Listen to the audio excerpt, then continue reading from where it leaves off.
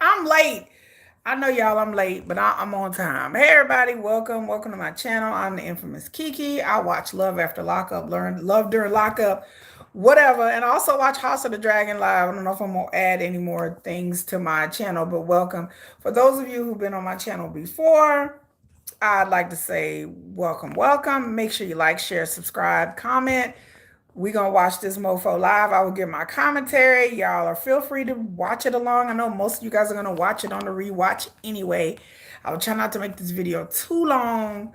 Um, last episode, let's see. Last episode was just okay. I thought it was all right. It was interesting. But also you guys check out my other channel, which is Nomadic Kitty. It's a channel about like travel, culture, history, or whatever. Nomadic Kitty. I will put links in the description in the comment section, so you guys can go to Nomadic Kitty. And it is a rainy day in Texas, so let's get started. Let me move some things around a little bit. There we go. Everybody here, make sure you thumbs up the video. Welcome. And like I said, this is live. So we're going to watch Love During Lockup. This is season 5, episode 29. What's the name of this episode? Rescue Me from the Castle. I think that's the name of it. Good afternoon, GSP. Welcome. If you've already seen this episode, y'all don't spoil it for me. But we finna watch it. I'm finna hit the play button right now. Okay. Again, I don't watch these episodes ahead of time. I just watch these on a Saturday. So we start with Ayana, which got a lot of people talking on the internet. She's a hot mess. She's the one that's the stripper. Ayana and Jamal. She's 27. He's 36. And she's about to go to jail because she was caught smoking some weed while driving, which is a crime. So Ayana has her grandmother there, and her mother, and her daughter. Today is the day she is going to jail. She about to be behind bars, and apparently she's laughing. Apparently it's worth a giggle, y'all. But her being behind bars is a giggle. It's a gag. Apparently it's a gag, girl. It's a gag. But I don't like being emotional. I don't like people seeing me break down. I don't like people seeing my weakness. So I always, put on a tough face. Okay, so Ayana saying that she don't like people to see her cry. So she put on a tough face. Yeah, yada yada. Wah. That's all I hear.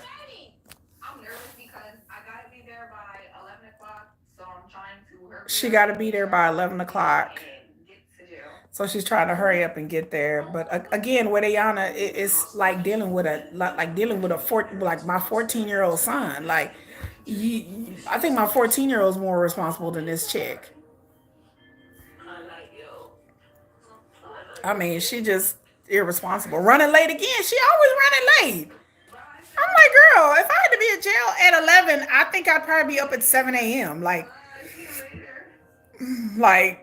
just the level of irresponsibility. It's just like, girl, you running late again. She always running late. And then she be talking about, like they were saying behind the scenes last episode, she was talking about it was the way that she was edited. Okay, girl. They're the ones that suffer, and I have to be away from them. They're the ones that I have to take care of, and they depend on me. So I definitely know I let them down. So she was saying that she feel like she let her kids down. Yeah. All because she wanted to drive and smoke some weed. It's 10 a.m. and she just now leaving.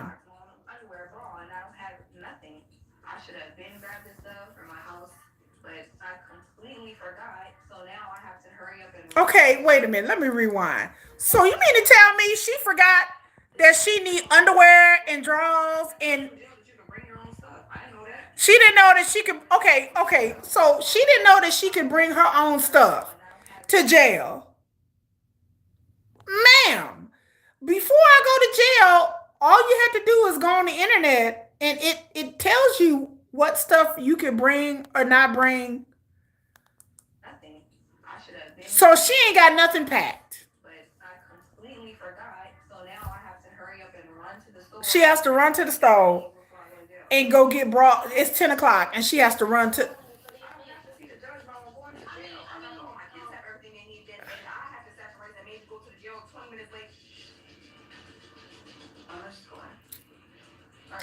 I'm just confused.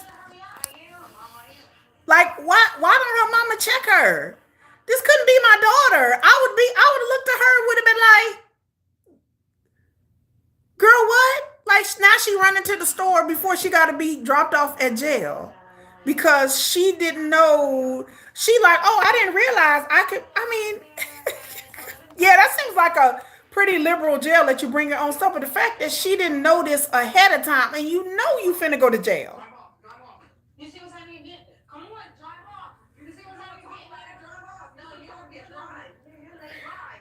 She gonna be late. It's like 10:30.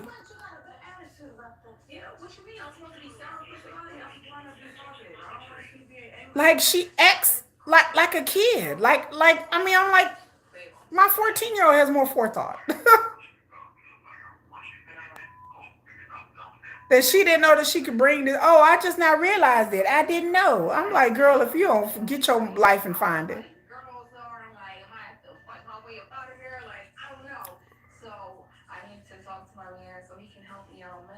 She can help her out mentally.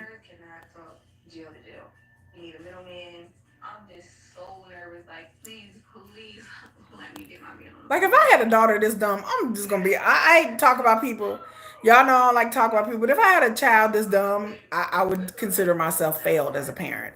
Like if my daughter was a stripper and act this childish and stupid, I would think I failed someplace in life as a parent. I would be like, fail. I'm a failure as a mother. I'm a failure. I would have been like, I must have messed something up or something's wrong with her.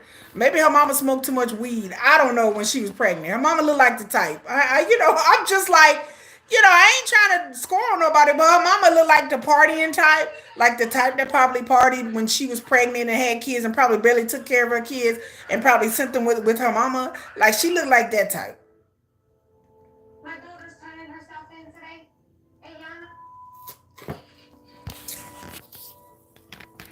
Like she just her mama seemed like her elevator don't go all the way to the top as well. She seemed like the party type of mom. And I hate to judge people, but I'm just saying that usually I'm pretty accurate.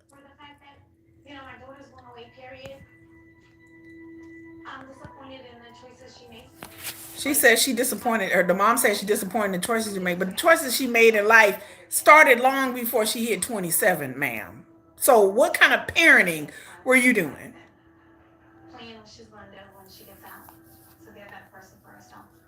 To be a better person for herself, or she got children. She's 27 years old. She got a 9-year old. So that means that she had her first kid when she was like 17, 18 years old. Then she has another child. She has a 2-year old by two baby daddies that apparently are not in the picture of either one of these kids. So I wouldn't even be able to show myself on camera, on camera, up here, on camera, realizing I failed as a parent. I understand people have their own choices, but I get tired of people having children who go off the rails and they like, boy, look at this kid. Look at her over here. Oh my God. Like, okay, you don't just have a child at 18 and everything is going right in your life. I'm sorry, but there's something there that just hey Tiffany, there's something there that just is missing with Ayana and her mom. Like the way her mom acts with her is kind of like a friend and not really like a parent. And like I said, we've seen this before on these shows where I've seen people interact with their children, and it's not a way that I would say that it was a normal interaction. So I would say Ayano, the way her mom interacts with her is more like a friend than be a parent. Because again, I've said this a long time ago. For somebody who wasn't raised by her parent, the way she interacts is the way I would interact with me and my mom. We didn't act like daughter, and we would act more like friends because my mom didn't raise me. So you could tell by the way I recognize it real quick. When I see people interacting with their parents, I can tell whether their parents raised them or not. Because the way I interact with my grandmama and the way I talk to her and my mannerisms is different than with my biological mom. You know what I'm saying? My grandma raised me, so she was like mom. So the way she interact with her, it's not. like you can tell that there's a mother and daughter disconnect. It was more like they were homegirls. And don't bring the kids and drop them off. Keep them out the whole thing. Yeah, I'm glad that they, to keep the kids out the whole thing. But I can tell the way people interact with their parents, whether their parents raised them or not. You can just tell. And then her mom talking about, think about what you did when you're in your cell. Girl, if you don't go sit down somewhere with your girl, if you don't take your saggy titties and go sit down somewhere, mom. Oh Lord, I'm not in the mood today, y'all.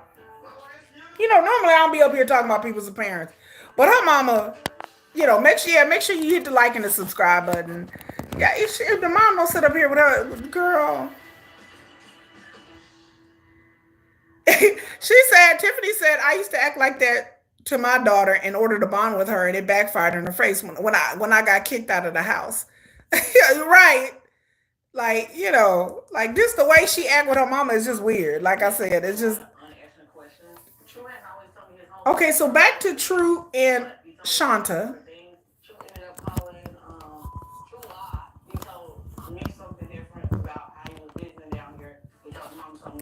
So yeah, make sure y'all hit the thumbs up in here. Welcome everybody, welcome. So now we on to grandmama. I mean Shanta.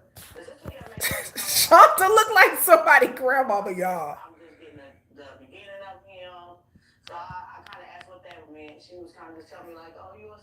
So they talking about she went last week. She went to go meet with some of True's family members. True lies. True lies. I can't believe her and True are still together, y'all. Spoiler alert.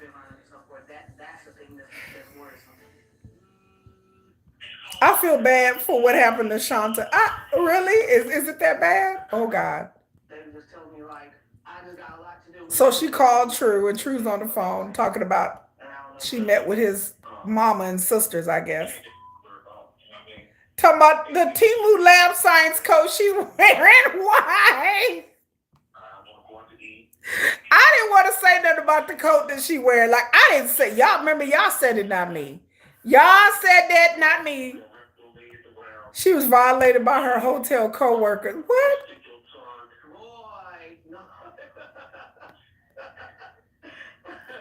I'm so used to being in a long distance relationship like this is now. You know what I mean?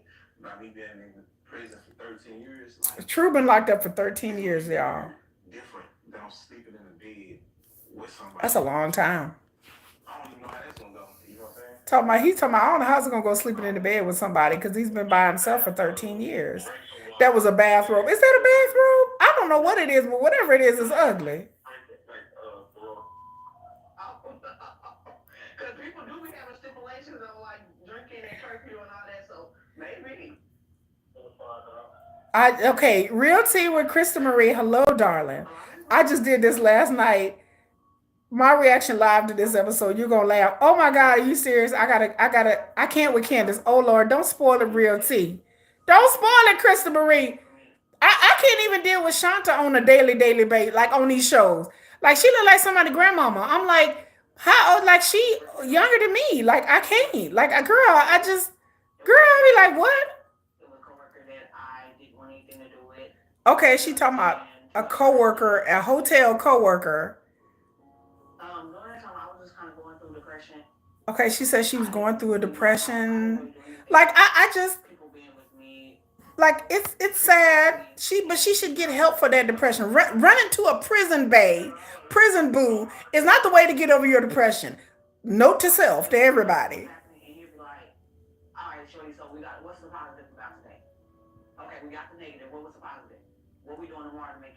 Okay, and then y'all they be using these men like they here to pep talk them. Talk about what True. Tell me what's positive today, girl. Y'all again. I'm gonna tell people out here for the people in the back. Your man or your girl is not your therapist. If you are getting with the man because you think this man is supposed to solve your issues and your mental health problems and make you feel good about yourself, I said that's a dangerous road to go down, and nobody should ever go down that road. Your partner should be your partner. Y'all should be equals. This person shouldn't be your Jesus. The way Ayana talks about Jamal and the way Shanta talks about True, it's like, girl, you need Christ in your life or something. I don't know. I'm not even a religious, but some of these people just need Jesus. They need something else in their life to believe in. Cause up here like this man, oh my God, like he make me feel good about myself, and I'm having a bad day, and he like, okay, how's your day today, girl? Look, if you need a man to pep talk you through life, you need therapy and Jesus, cause that's not what your partner's supposed to do. Like that, y'all supposed to be equals. That person's not your therapist. So I don't know. But we on a commercial. We on a slight commercial break. We're gonna fast forward this, and we're doing another idiot. I'm sorry, another wait. Hold on. I can't wait till they get to Candace and Andrew. I can't wait. I just can't wait. Poor Andrew. I don't feel sorry for Andrew at all. Andrew is a whole liar. Okay, because so now we're going to Teeny and Rob, the dude with the cameras all over the house. The son is talking to him saying it's too early for all your jokes. While he got cameras all over the house, which I find very intrusive and weird.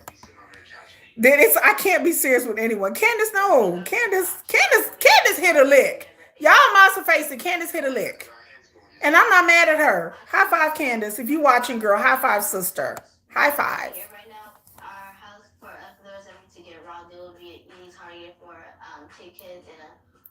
So Nehemiah is over here telling truth, dropping truths. Candace she hit a lick. I'm just making sure because leaving in the mirror for a little bit. I'm cleaning up right now. And I got a bone to pick with you anyway. Okay, why are we just where are the kids at?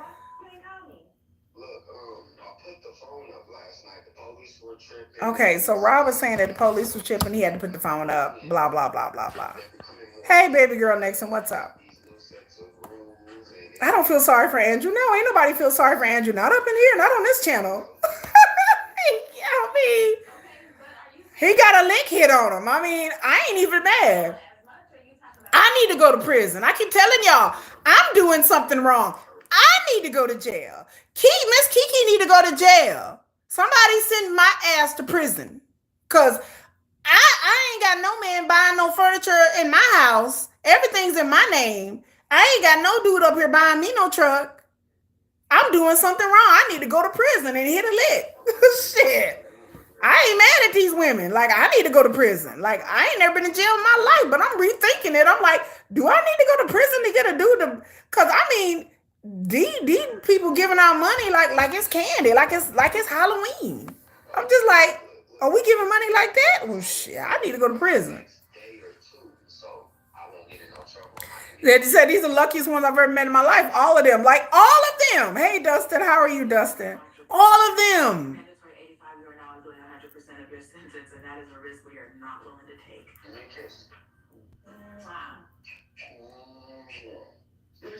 Dustin was your co-host for this episode. And I don't trust Rob either. Rob, there's something uneasy about Rob I don't like. There's just something about, I don't like none of these criminals, but Rob, there's just something about him that his mannerisms. And he was locked up. He's been locked up for 16 years.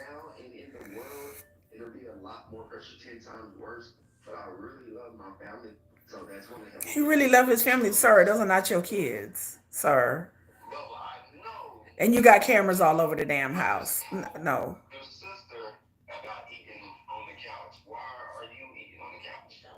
And then he's telling him not to eat on the couch.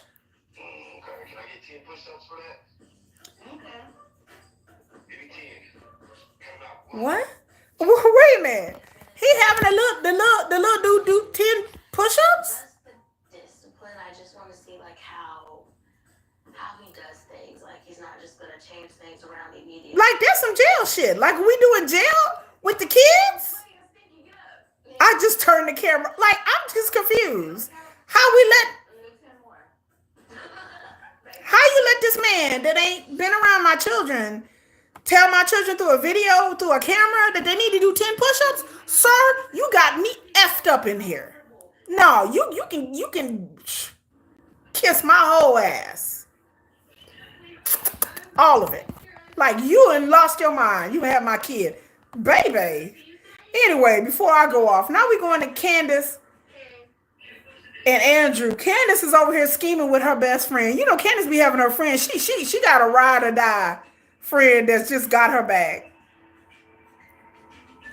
Right, like no camera, like like he just like I understand that that's his house though. So really she can't say too much because she living in this man's house, living off this man and ain't got no damn job. So I don't feel bad for Teeny because she put herself in a down bad situation in the first place. Why would you put your kid in a situation where I'm living in somebody else's house? No, sir. I don't care if you're in prison or not, or how much money you quote unquote make, or gambling, or swinging, or whatever the hell he doing in prison. I'm not living in no man's house that I ain't got no say so in. You got cameras, and what you gonna say? I don't want the cameras. I don't want you to my son doing push-ups. You live in another man's house. You put yourself in that effed up situation, ma'am. That's just a situation. Look at Candace. She built bad. She got a shift booty. Yeah, okay, I'ma stop. I'm like Candace built bad. She got a shift booty. I don't know. I'm looking at the booty and it's just like I can't help it. Not that I'm into women, but I can't look at Candace. She got a smash butt and a shift booty. So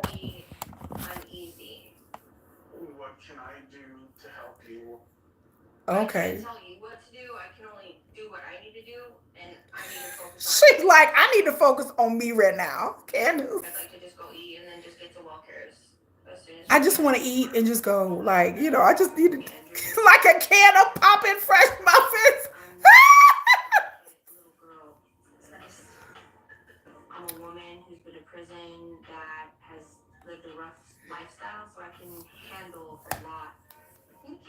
I like Candace. Candace is like, I'm a woman. I've been in prison. I done had a rough lifestyle. I've been down bad. I probably didn't did some top for some money. Whatever. Candace is just keeping it real. Like she like, look, I didn't live a rough ass life.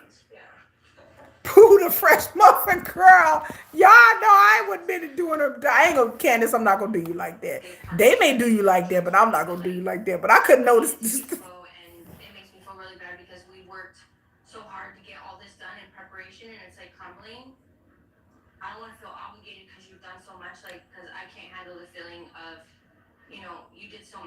Candace, like you did so much for me, and I just can't handle the feeling, and I just don't know, girl. If you don't stop, fabulous me, what's up? Look at Candace. When everybody started the conversation, was like, "You done so much for me, and I just don't know, girl. That ain't never a good conversation. That's never a good conversation." Was somebody like, "Well, you've done so much for me, and I just. It was so much easier in prison." Oh Lord, Candace going through some things. Candace, because Candace ain't never been no healthy relationship.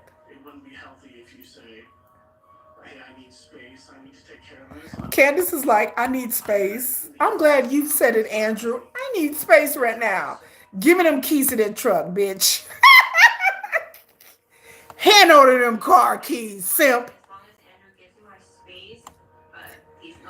I'm telling you. Wait a minute, let me put it on pause. When the last motherfucker on this show talking about they needed space? Who was that? Who was the last person talking about I just need space? Wasn't there Brandwin and Chaz? Remember Brandwin came out of prison talking about I just need space. I just need time. I need space. Remember Brandwin came out of prison talking that mess? Girl. And Brandwin got on space and went space and went and got another with another man and got a whole divorce.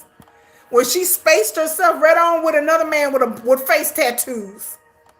Tell me, I need space. I can't handle this right now. Girl, what kind of space you need? You need Jupiter? You need outer space? You need living spaces, girl? What you need? Girl, we all know what that means. That means I don't feel like dealing with you. Lord, are we getting into Rick? Okay, we're going back to Rick, y'all. Yeah, Nicole did it there. I'm just not ready for this. Nicole needed space to go ride another D. Nicole needed space to get on with another man and another woman. That's how much space Nicole needed.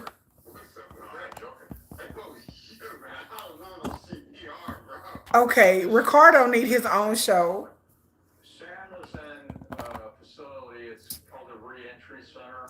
So Samantha and Rick, she's in Idaho. Rick is weird to me. I don't care what anybody y'all say. Rick is a weirdo. Like, there's just something weird about Rick. I keep telling you every episode, I'm just like, there's just something weird about him. Yeah, like Brittany. I just need space. Rick is still drinking. Stop it. I didn't want to say it. Y'all said it, not me. Rick is weird to me. Like the way he off is act is off kilter. But Rick is still drinking. I don't want to put that on that man like that. I'm not accusing him of still drinking. Y'all may say it, but I'm not. Rick cries way too much. He's a little whiny to me. 4 minutes until the wedding. Why the show up here being messy? They put 4 minutes until the wedding.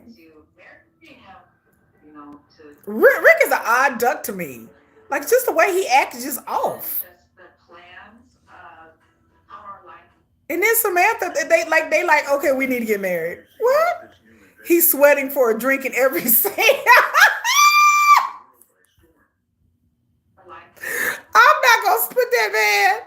I think they got together for the show. I don't buy them as a couple. I don't buy them as a couple. I knew they knew each other in high school and all that. I understand it, but I don't buy them as a couple either. So Samantha's like, yeah, we're gonna start our lives together. Like she sounds so unconvinced. Okay, and so they at the courthouse, finna get married with a ring that he bought at a pawn shop that she can't have. So they really going through with this, Lord. They Ricardo's phone footage.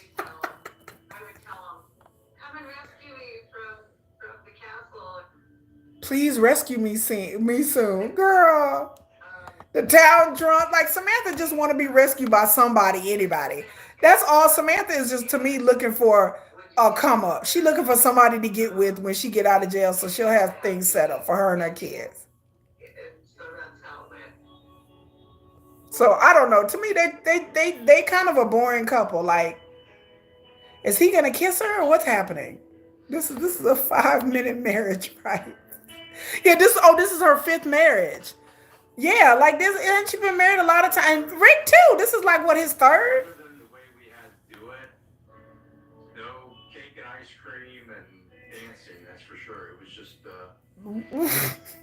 They at the VFW. They not at the. And then here comes Ricardo who needs his whole show. Ricardo got white on with a black puffy vest jacket. Like can Ricardo, and then he put just married on the car. Can we get Ricardo with his own show? He's more entertaining than Rick or Samantha. Talk about just married. Is married even spelled correctly? No conjugal visit, Rick. Jesus. He's talking about a conjugal visit. So he drove all the way up there just to get married and then like, oh, time to go back home.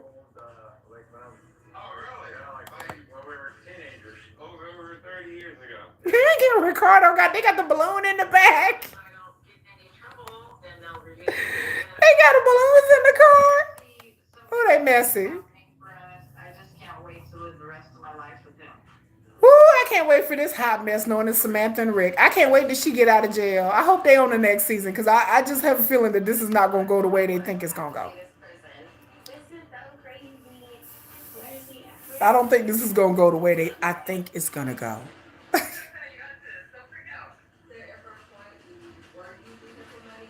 Oh no, y'all! The producer's gonna ask her like, "Are you using him for money?" Oh, I can't wait.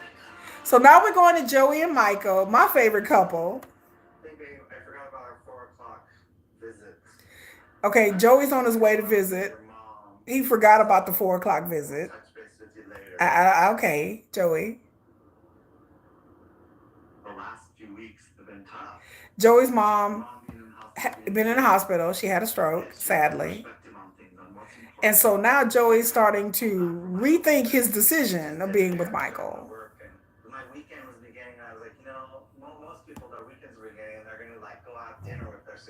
He's romanticized it all. Yeah, I think Joey.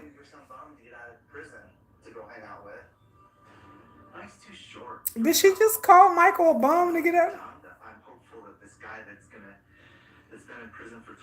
He been in prison for 20 years. Wait a minute. Why didn't y'all tell me Michael been in prison for 20 damn years, y'all? 20 years. Who gonna be on the next show, y'all? I hope I don't want Teeny to be on the show. Candace and Andrew know, because Candace and Andrew no, they didn't make it. Samantha and Rick, hopefully. But Joey is really he's going through it. Joey is second guessing everything. Joey's like, how do I know he ain't gonna do no crime? Joey didn't had a wake up call moment because life is short. And so if you're waiting for somebody to get out of prison and you don't know how this person is gonna act, baby, life is short. You don't know what's gonna happen. So Joey's going to meet Norma, Michael's mother. And looking at the pictures, look at Norma. And here's Michael's stepfather. Okay.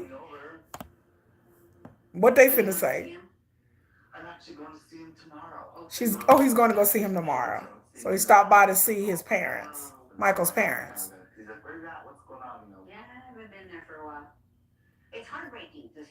And the mom saying she hadn't been there for a while because it's hard for her to see him in jail.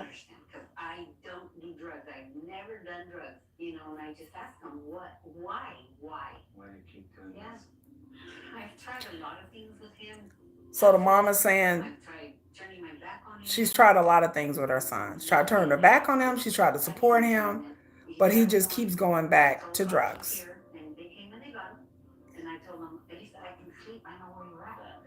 Because drugs is a hard thing. You know, you can't just wake up one day and not be addicted. Like, it's a hard thing.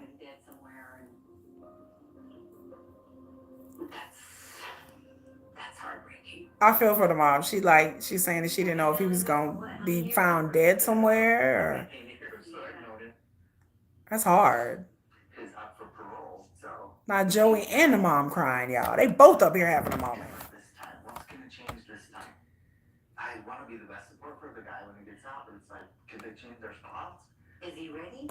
They're saying, is he ready to get out? Is he ready to change who he is as a person? That's a question for everybody in jail. He's been in and out of jail since he was 17 years old. Michael said he can change, but he's been in and out of jail since he was 17 years old. He's been in prison 20 years. Yeah, she's definitely trying to save her son. But sometimes, you know, you have to let the chips fall where they may. You know what I'm saying? He's an adult. He's a grown man now. So you always love your child and you want to save them. But it's just to the point where you can't sacrifice your own mental health and your emotional stability because the other person, they don't want to get their life together. So hopefully Michael does want to get his life together. But Joey, I don't think Joey's the person for Michael. I've said this in the beginning. I don't think Joey's a person for him. I don't think Joey can do this journey. I don't think Joey's strong enough. Joey has his own issues. So I just, I just feel like Joey's issues, if he was like a stable, normal person, but Joey has issues and his own demons. So you get two people who are former addicts or substance abusers, that's a recipe for disaster and relapse, y'all. I mean, I've seen it. Anyway, back to Candace and Andrew as they sit there and eat their flautas. Joey won't ever be sober. Yeah, I mean, dealing with somebody as destructive as Michael, that's a recipe for disaster. Like, he's not stable enough. Yeah, Joey needs to focus more on himself. Yes. And Andrew, the way Andrew is looking like a wet puppy dog, y'all. Why is he looking like that? Why is he in the car like?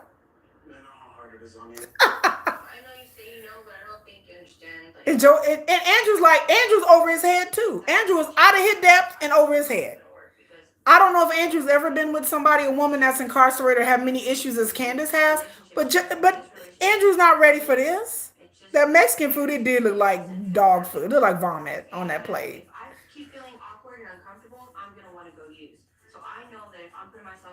Okay, Candace is saying that she feels awkward and uncomfortable, and if she continues to feel like this, she feels like she wants to use. At least Candace is being real, y'all. Can we give Candace a round of applause for her at least being honest?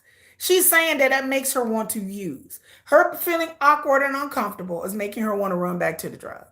So, yeah, Joey need to be on his own first before he trying to talk about bringing somebody. Where him and Michael gonna live? They gonna live in the parents' house?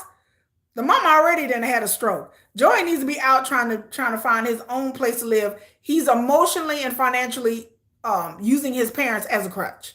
Joey is too grown to be doing that. He in his 40s, baby. If you don't get your life and find it, Joey needs to. I feel like Joey doesn't want to live on his own because maybe he's scared he's gonna relapse. So I don't know. Andrew looks like a Muppet. That's somebody. He does. He look like a Muppet. Oh my God, girl. Andrew know the deal. His whole face is like he knows what's happening right now, and Candace knows what's happening. He talking about we good. She just sitting there like this. She look out the damn window. She like. She says she tired. Candace is tired. Yeah, it's about time Candace be honest. She needs to be honest. Oh, she's telling him to pull over. Oh, she wanted to smoke a cigarette before. Andrew looked like a sick puppy. He do. Because he knows what the deal. First of all, he ain't going to get no cookie. Second of all, he ain't going to get no cookie. Just keeping it real. It's too much for me to do this right now. It's just giving me too much anxiety. Oh, Candace said this is too much for her. She got too much anxiety. It's too much. A relationship so quick when I have so much things that I need to do. Ooh. Candace said she got a lot of things to do. A lot of things to think about. While she's smoking her square. I'm sorry, I just can't do it right now. She said I can't do it right now. She been out of jail how long? How long is this, y'all?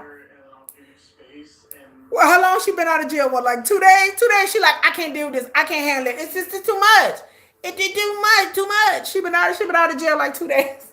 It's too much for me. Like I'm freaking out inside. I'm freaking out inside. It's just too much. I can't handle this. Like, girl, you been out of jail 2 days. I was expecting her to be happy and relieved and excited to be out of prison. So Andrew said he expected her to be happy and relieved and excited. I don't believe it's me. She has trust issues. 2 days. And she like, I can't deal with this right now. I can't handle it. She done pulled a breadwinner on Nicole. Andrew's trying to be supportive. It's not how I wanted it to go. I didn't know it was going to be like this. Here it comes. Andrew like, a mini sloth in the movie The Goonies. Oh my God. Stop it, Fabulous Me.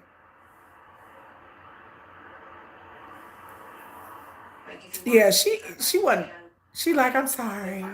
I just can't. I'm talking about excited over Porky Pig. Oh. Ooh, y'all be going in. I didn't say nothing. He said, you still love me? I can love you. I just need to love you from a distance.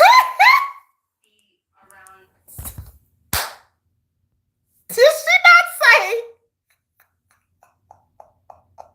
She said, I can love you, but I gotta love you from a distance.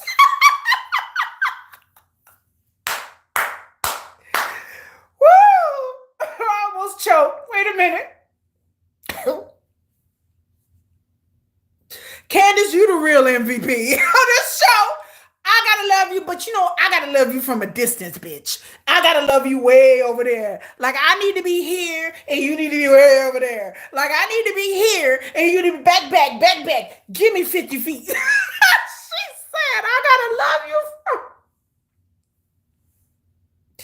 I can't love you from the front. I'm gonna love you from behind.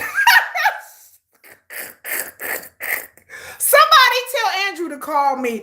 I need my bills paid. I got knee surgery coming up that's gonna cost me like $4,000. I need my bills paid, bitch. I need some money. I need some ends. I will tell you I love you. I may even show my chi-chis on camera. Like I may give you pictures of my chocha. Like you can see pictures of my culo, my chi-chis, and my chocha. You know what I'm saying? You be able to see it for about $4,000. I'm taking the highest bidder out there. I got surgery at the end of July. Call me, okay? Oh God, Candace. Oh Candace, I can't, girl. Candace did a layup. Swish. Swish. She did a layup, y'all. She did a fadeaway jumper. The fadeaway jumper on for Candace. In there, right? 2 points. Like I at least let you see my tickle bitties. Just give me some money. Like I at least be nice to you. Like I ain't gonna do a Candace to you. There's no telling how Andrew presented himself to her during the incarceration. I totally get it. She wasn't into him when she got out. Andrew Mayer presented baby girl Nixon, you speak nothing but facts and wisdom. These people, like a lot of times y'all talk about the prisoners scamming people. Y'all talk about the prisoners, how they get the people out of money. But a lot of times these people who are talking to the prisoners write to these people and call them over and talk to them over the phone. And they present a whole different image to these people. And then when they get out of jail, they lied. Like there, how many episodes we didn't see that these people then got up, then sent letters to pretend that they rich and they have all this money and oh, I'm this real person, this real cool person. And then they get out of jail and they looking at them like this MF over here looking like a troll, like a treasure troll. And then they like, okay, this is not the person that I thought they were. So that happens too. So not only just the prisoners, but then the person talking to them, scam them as well. Andrew used filters. He was kitten fishing her. I don't know. Can I take this charger? I don't know if I have one. But the moment he got out of prison, Candace looked at him and her look was like this. She was like, I told you, that man didn't look anything like how Candace, the kind of dudes that Candace would be with. I can look at, there's plenty of episodes and plenty of shows, Love During Lockup, Love After Lockup, that I told y'all that these people don't look anything like any of their exes and how people date. And I told y'all, I said, when you date, even when you date in real life, I be asking people what type of females they've been with. What type of woman did they date before me? I told y'all in my last video, I don't want to be the outlier. I don't want to be the only black girl you've ever dated. I don't want to be the only dark-skinned female you've ever dated. I don't want to be none of this. I don't want to be the only thick girl you've dated. If you dated skinny blondes, I don't want to be with you. Why? Because I obviously you have a type that you're attracted to, and I'm not that, and I'm not it. I don't want to be with if you dated a bunch of hood girls and they in the hood and they like, yo, I'm not a hood chicken. I'm not that. So I don't want to be with nobody where I am not their type. That everybody they've dated, because eventually the chickens come to the roost and eventually they're going to want to be with what they're attracted to. So they may lie to you and be like, oh, you're fine, you're great. Everybody has a type. Everybody has a type of dude and woman that they dated. And so I don't want to be with nobody where I obviously I'm not their type. I done been with dudes, I'm finna tell you already now, I've been with dudes where I'll be checking what kind of pornography they watching, what kind of adult films they watching. Because I'm like, okay, you watching adult films with a bunch of white girls. Why would I want to be? And I'm just like, okay, every adult film you watch is a bunch of white girls. Why? I be checking so I'm like, you ain't watching no adult films with no black women? Why? It'd be like me sitting up here watching movies with gay people, with just women on women. Why would I be with a man and be like, come on, babe, let's watch women on women. That's all I want to watch. That's all I want to see. I just happen to like that. Look, if I'm with somebody and all they want to watch is men on men, I'll be looking at them like, obviously I'm the wrong sex.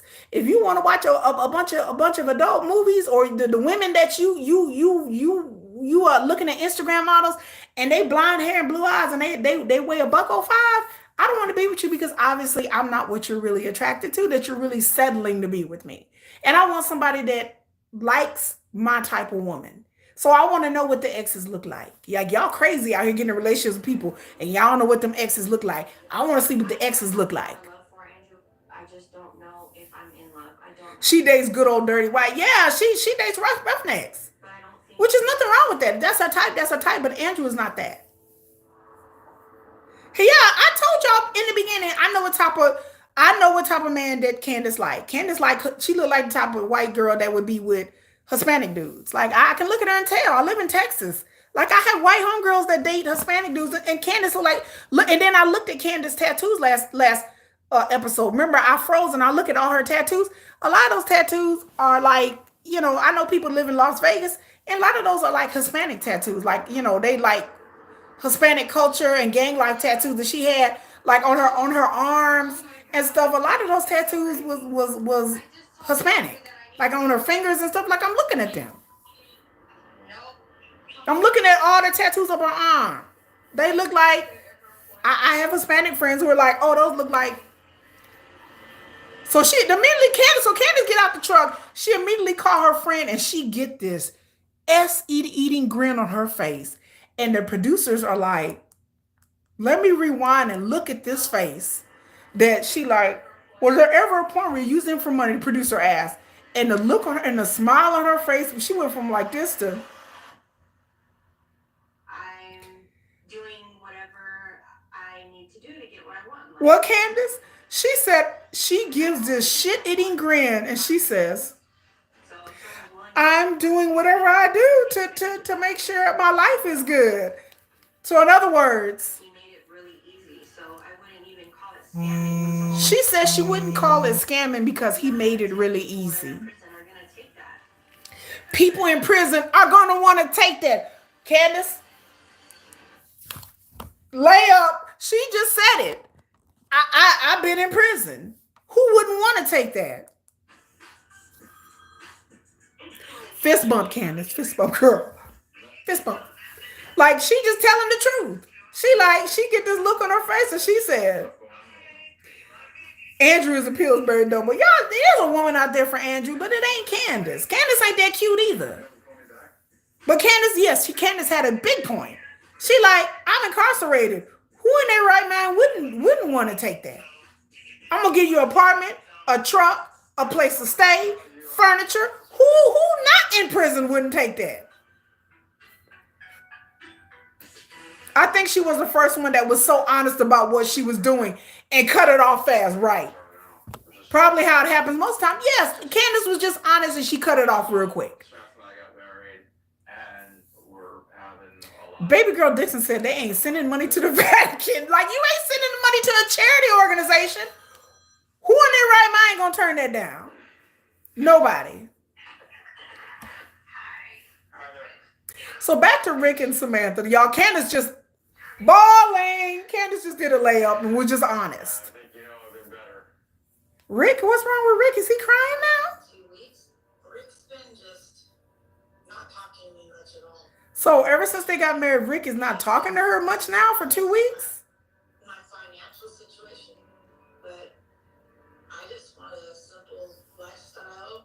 Samantha's like, I just want a simple lifestyle. Samantha, why you lying? You don't want, there's nothing simple about Samantha. I see through her BS I see through Samantha's BS all day. So Samantha want to be taken care of.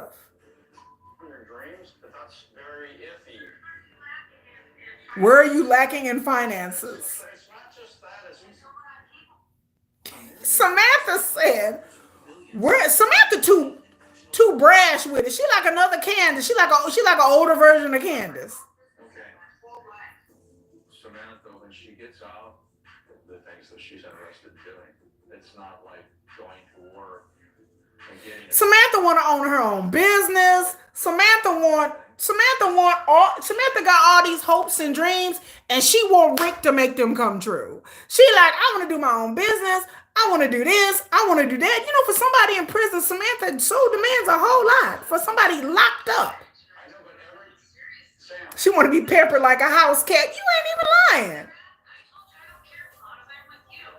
Then she turned around to me, I don't care as long as I'm with you, but how them finances though? What that money game look like, Rick? Baby, I love you and I just want to be with you. How much money you got on you? Samantha talk out of the side of her neck. It is so deceptive and con artist the way she talk. And I can see why Samantha been married 4 or 5 times, because Samantha is a whole Decepticon. I'm going to call her right now. Samantha, you're a Decepticon. Okay? Samantha like Transformers up in here. Decepticon.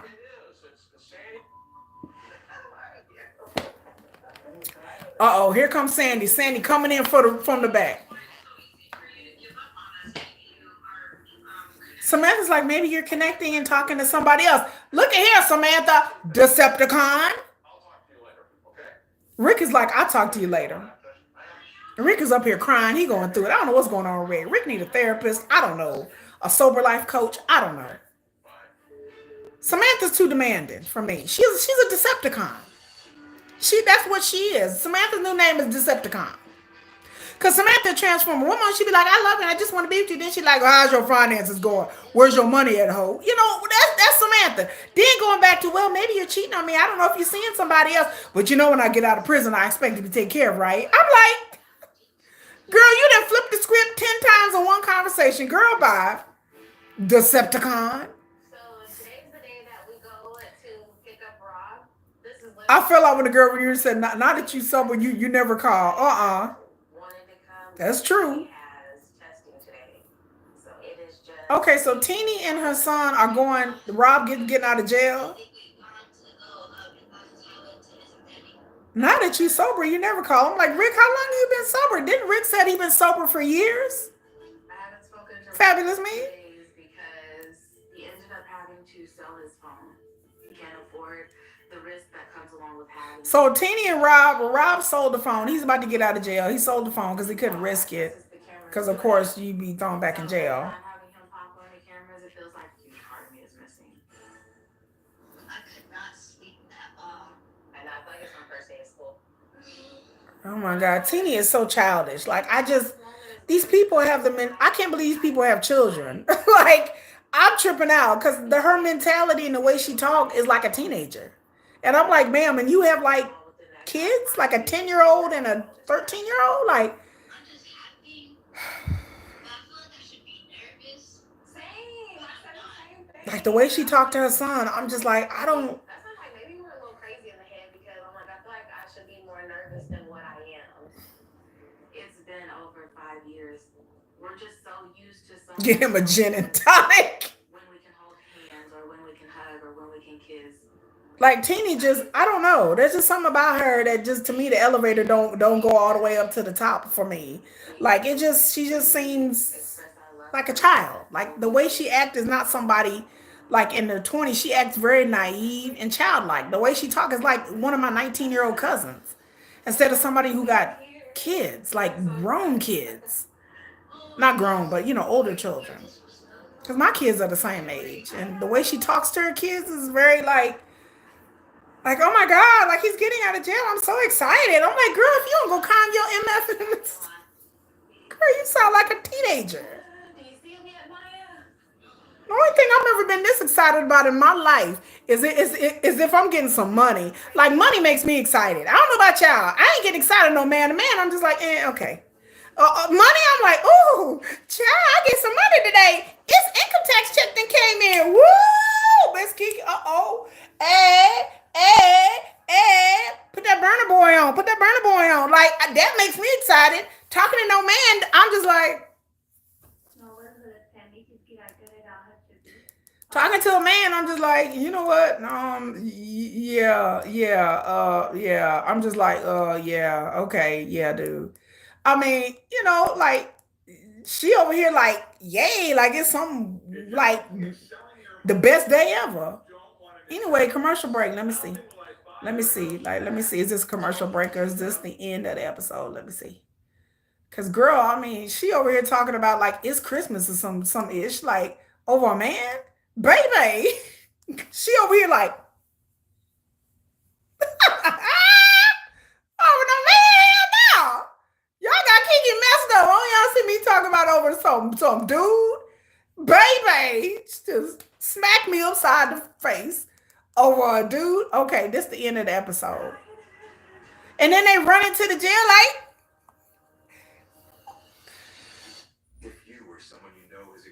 Girl,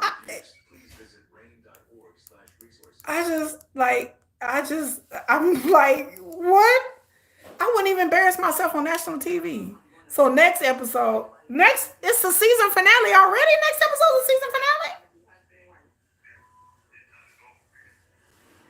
So, okay, I'm seeing the things from next episode. The shocking season finale. So it looked like Ayana was talking to him, and I don't know. The way they be doing these. Anyway, that's the end of the episode, everybody. So what y'all think about this episode? I give it a C plus. Like y'all know, I just it wasn't really that exciting. How far is the drive to prison? Because every time we see her kids, they got snacks and a drink. I think it's pretty far.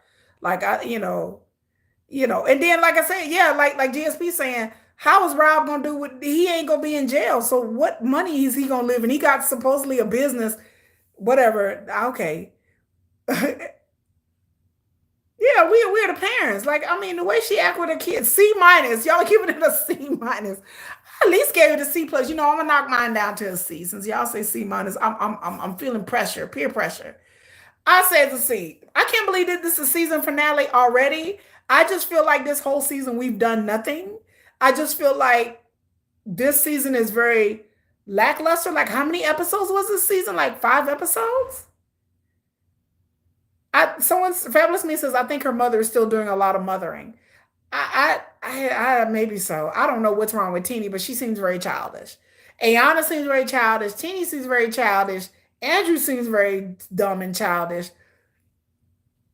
Rick seems unstable and off kilter. Like Rick just seems so frail to me. Like every time I see him, I want to like hold his hand and be like, "You good? You good, fam? You good?"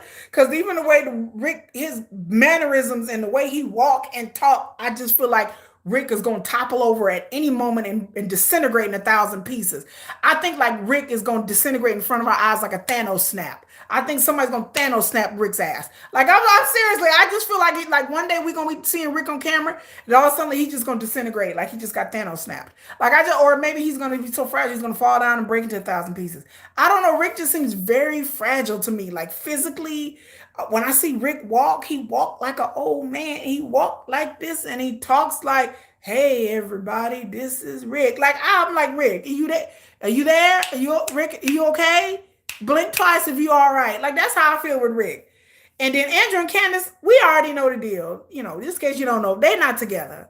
Then Shanta and True, they together, but I think True is just waiting for his next white girl. So I think True gonna find him a banger. He gonna go out there and find him a snow bunny. And he gonna leave Shanta for some. Once he gets stable and get his money right, I think True is he probably talking to different females right now. Now we speak True is probably talking to like 6 different females. Like we don't even know. Y'all know what goes behind the scenes in these shows. That people start dropping in people's DMs and people start cheating, and y'all know how the rest is history. That these people don't stay loyal. That 90% of these couples don't make it like past 1 or 2 years. That most of them end up breaking up. He's aging in light years. Is there? Yes, there's one more episode and that's it. One more, the season's finale. Yeah, it just seems like the season just got started. I'm just like, okay, now we season finale. Yes, True is the one that robbed the KFC.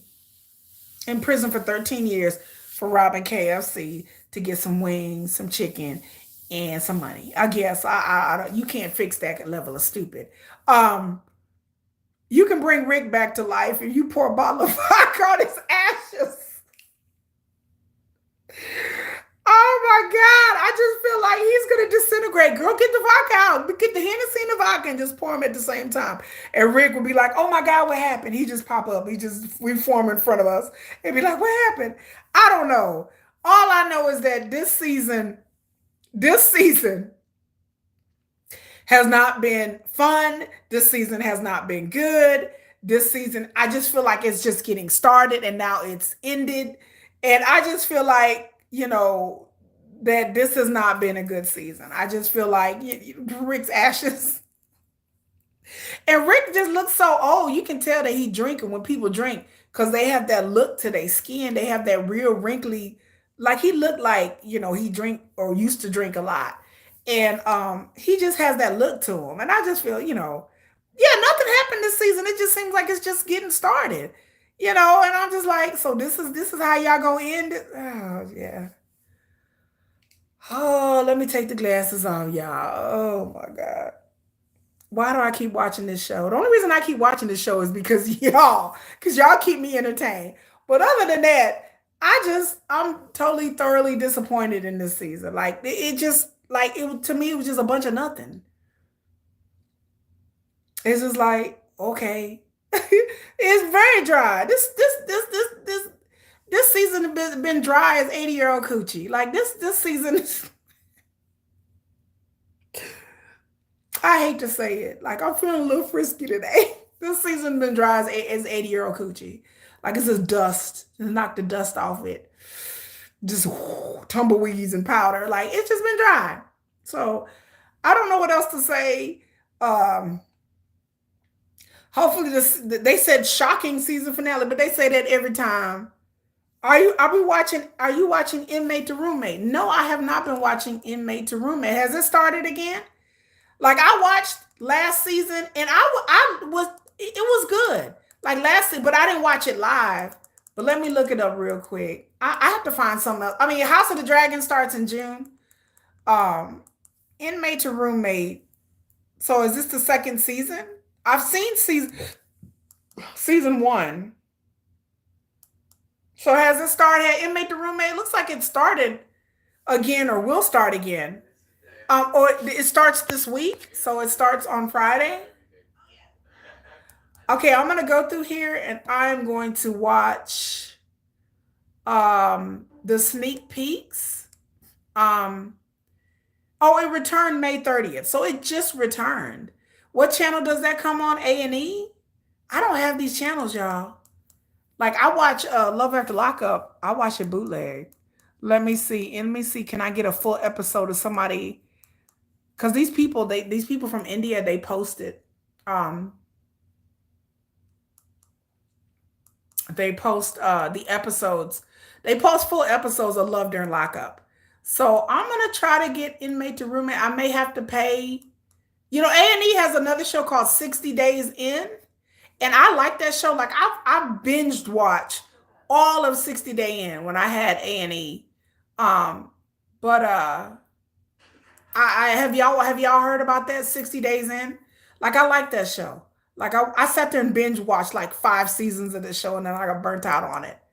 Um, but I'm gonna go and I'm going to watch the little clips that they have on A&E about Inmate to Roommate and see who they have on there.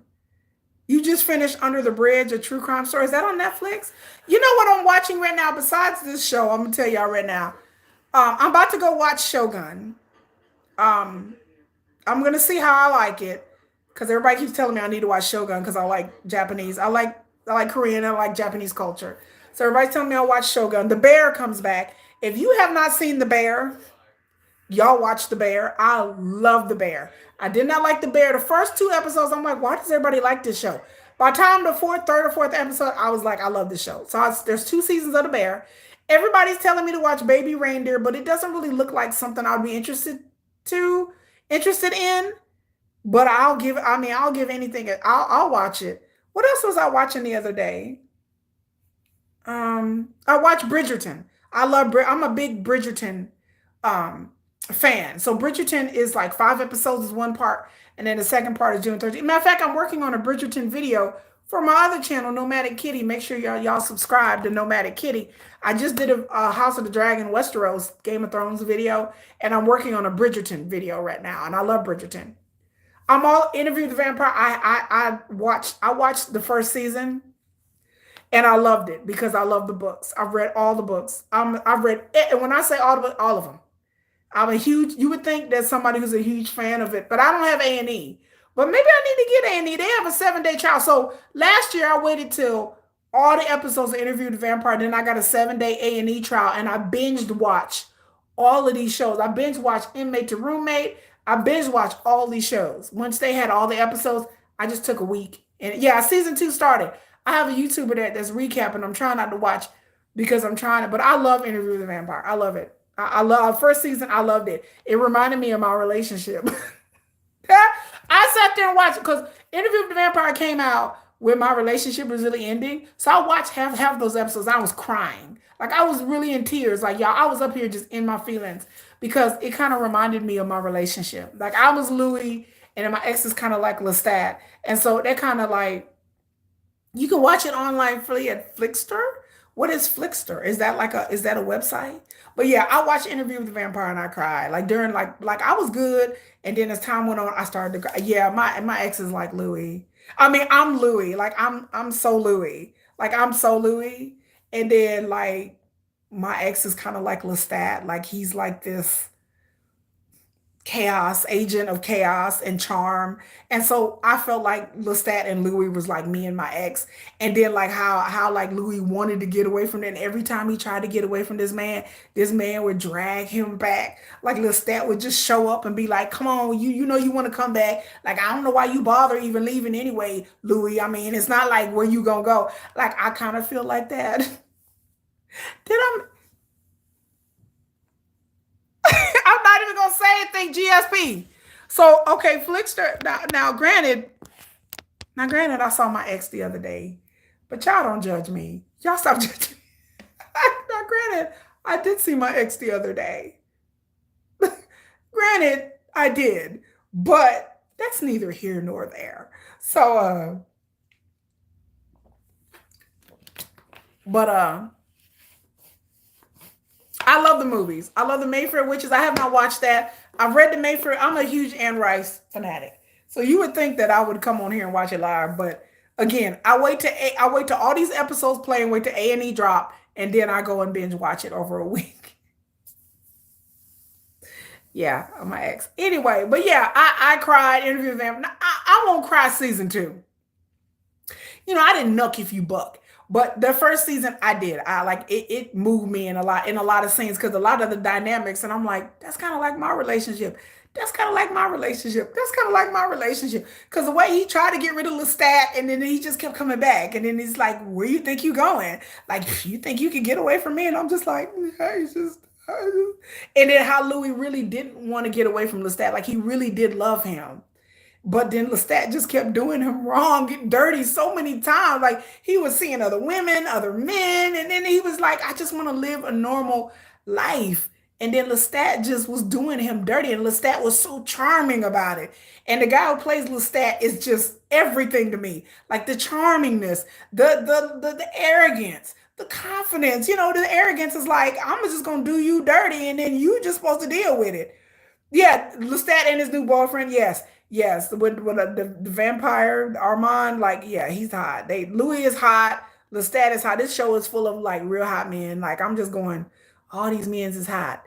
And then poor Louis losing his family to all of this, and then he couldn't see his family, and then like everything that he went through, and then with Claudia, and I love Claudia, and like to me, when it comes to Interview with the Vampire, I am Claudia and I'm Louis combined. Like that's my personality. Like I'm kind of Claudia. Like let's lead this fool. Like he don't care about us. He don't know. And then Louis like, but no, but I love him. And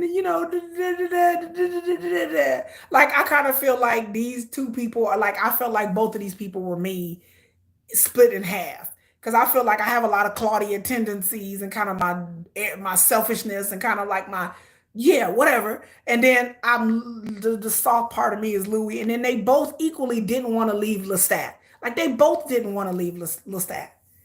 Hey Ruby, oh it's okay Ruby. Hey, better late than never. Like, yeah, it needs to be a binge watch. Like, I can't watch week to week. That's the same thing with Inmate to Roommate, 60 Days In, and Interview with the Vampire. Like, I got A&E, and I get it for a week because I don't want to pay for it because I don't need any more channels to pay for. I don't watch a lot of streaming shows. But I do have Netflix. I do have Hulu and Disney Plus. I do watch things on Hulu. But I wait till the episodes drop and then I watch. But I'm gonna watch the clips of Inmate to Roommate to see how good it is. And if it push come to shove, I will order A&E since they have Interview with the Vampire and since they have these other shows. I might start watching Inmate to Roommate and watching it live with y'all. I might. Hi Ruby, welcome Ruby. So I might start watching it with y'all. But anyway, like recap, check out my channel Nomadic Kitty. I'll put links in the description and in the comments. Nomadic Kitty, Nomadic, like a nomad, Nomadic Kitty, Kitty. 2 words. It's my new channel where I post all kinds of informative videos. It's really like my love child. Like Nomadic Kitty is really really me. It's really my creative tip. I like history. I like travel. Next week I'm going to Dallas Comic Con, so I'll post the videos there. At the end of June, I'm going to Florida. I'm going on vacation. I will post all my vacation vlogs and videos there. July, I'm going to a K-pop concert. I will post stuff there. I'm going somewhere else. I don't know where else I'm going. I'm going July 4th. I'm going to a July 4th thing. I'll post the videos there. I just did a video about Game of Thrones. I'm doing a Bridgerton video. So I try to do things about history and culture and travel. All of that goes there instead of here. Normally during the summer, I'm very busy and I don't really post a lot. I will be doing a video on this channel about Facebook dating. Let me tell y'all, I couldn't get into Facebook dating, period. Like it wouldn't pop up on my phone. It didn't pop up on my Facebook. Finally, about 2 weeks ago, I rarely get on Facebook, but I went on there to check something. And then it popped up saying, welcome to Facebook dating. And I was like, oh my God. So on my app, I've updated my app. I've changed phones. I've done all these things. And Facebook dating did not pop up for me. There was something blocked on my Facebook account that has finally come off. Like I don't know if I was in some type of Facebook jail, even though I ain't did none of I ain't really on my Facebook account, but it popped up. So I joined Facebook dating, and so I'm gonna do a live video where I talk about my experiences so far. It's only been a week that I've been on Facebook dating, and tell y'all what I've experienced, what I've observed. It's a little different than other dating apps, but it's a little better. But yeah, Nomadic Kitty. That's my other site. But I'll tell you, I'll come back and I'm going to do a live video probably on Monday.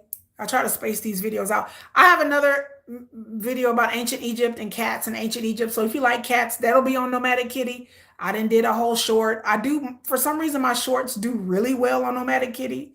Hey, AK, what's up? Um, so my shorts do really well on my other channel. And again, right now I got 38 subscribers. So thank to everybody who subscribed on Nomadic Kitty. I'm trying to get to 50. That's my milestone because then I can do lives. So I'm trying to get to 50 before July 29th, before I go to this concert. So I can do the concert live. Um, but yeah, Nomadic Kitty is like my love child. It's like how I really think YouTube should be done instead of me on camera. But I'll still be on here on camera with y'all. I'll still do this channel. I'll do people like, you have two YouTube channels. I'm like, yeah, I like write content. Like it just shows you. But my kids are out of school right now. So I'm a little bit more busier because my kids, of course, want to go places and do things and whatever. But I appreciate everybody being here. Make sure you thumbs up and like the video. I appreciate y'all. Hey, AK. I'm about to do a class on AI. Like I said, I think my class starts in a week. I have surgery July 29th, just in case y'all wondering. I will have surgery on my knee July 29th. And I was supposed to, they wanted to do surgery next week, but I can't because I have all these events to go to. And then my kids have camp to go to, so I have to drive them to camps. And so I was like, July 29th is when I have surgery. And so I will be posting my surgery videos on Nomadic Kitty because that's a part of my travel vlog journey, I guess. But I'll be posting videos about my surgery on there as well. It's gonna be a whole thing. But yeah, it's gonna be a whole thing. I'm trying to think if you guys have any suggestions for videos or things that you would want to see. Like I said, I might do an interview with a vampire. I may do a vampire type video. I don't know. It just depends on what I feel like doing. And like I said, with Nomadic Kitty, I try to sprinkle in like historic and then run down places. Then I also try to sprinkle in like what shows are coming out with. Like my Bridgerton video is talking about the history of Bridgerton, and it's coming up there. My Westeros video is talking about like real life geographic locations of Westeros and House of the Dragon and where these places really get their inspiration to. So I try to like do pop culture things or shows that's in the news, but then my own twist. I used to live with a vampire a long time ago in San Francisco. He was getting his master's doctorate in phlebotomy. I said it right. Ooh, ooh, ooh, ooh. I love vampire life and vampire culture. Like, I love all of that. I love vampires. Him and all of his other vampire friends go around the city in San Francisco, invite people. I'm serious. Oh, GSP, you did a real vampire. I used to be into like that kind of scene when I was younger in my 20s. I was really, like I said, I've read all of Anne Rice books. Yeah, were you a donor, GSP? Okay, sorry. According to Amber, just posted y'all. If y'all know who that is, she just posted a video and it pops up. A donor, a blood donor. Don't be donor to the vampire guy. The vampire person, whether it's a guy or girl. But anyway, I appreciate everybody being here. Even people were late. Y'all can rewatch it on a rewatch, y'all. And then, like I said, I'll be back on Monday to talk about my Facebook dating experience. It has been interesting because, again, I'm still single. Yeah, I'm still single. I don't care what anybody says. I'm still single, still single, still single, still single. Let me get in the camera. I'm still single. And I still have braces. I still have braces. I'm still single. I don't care what anybody says. I'm still single.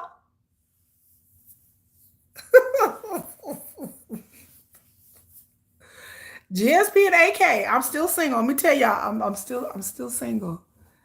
I'm still single. Even though I saw my ex the other day. That's okay though. Shh. We're just friends. We're just friends.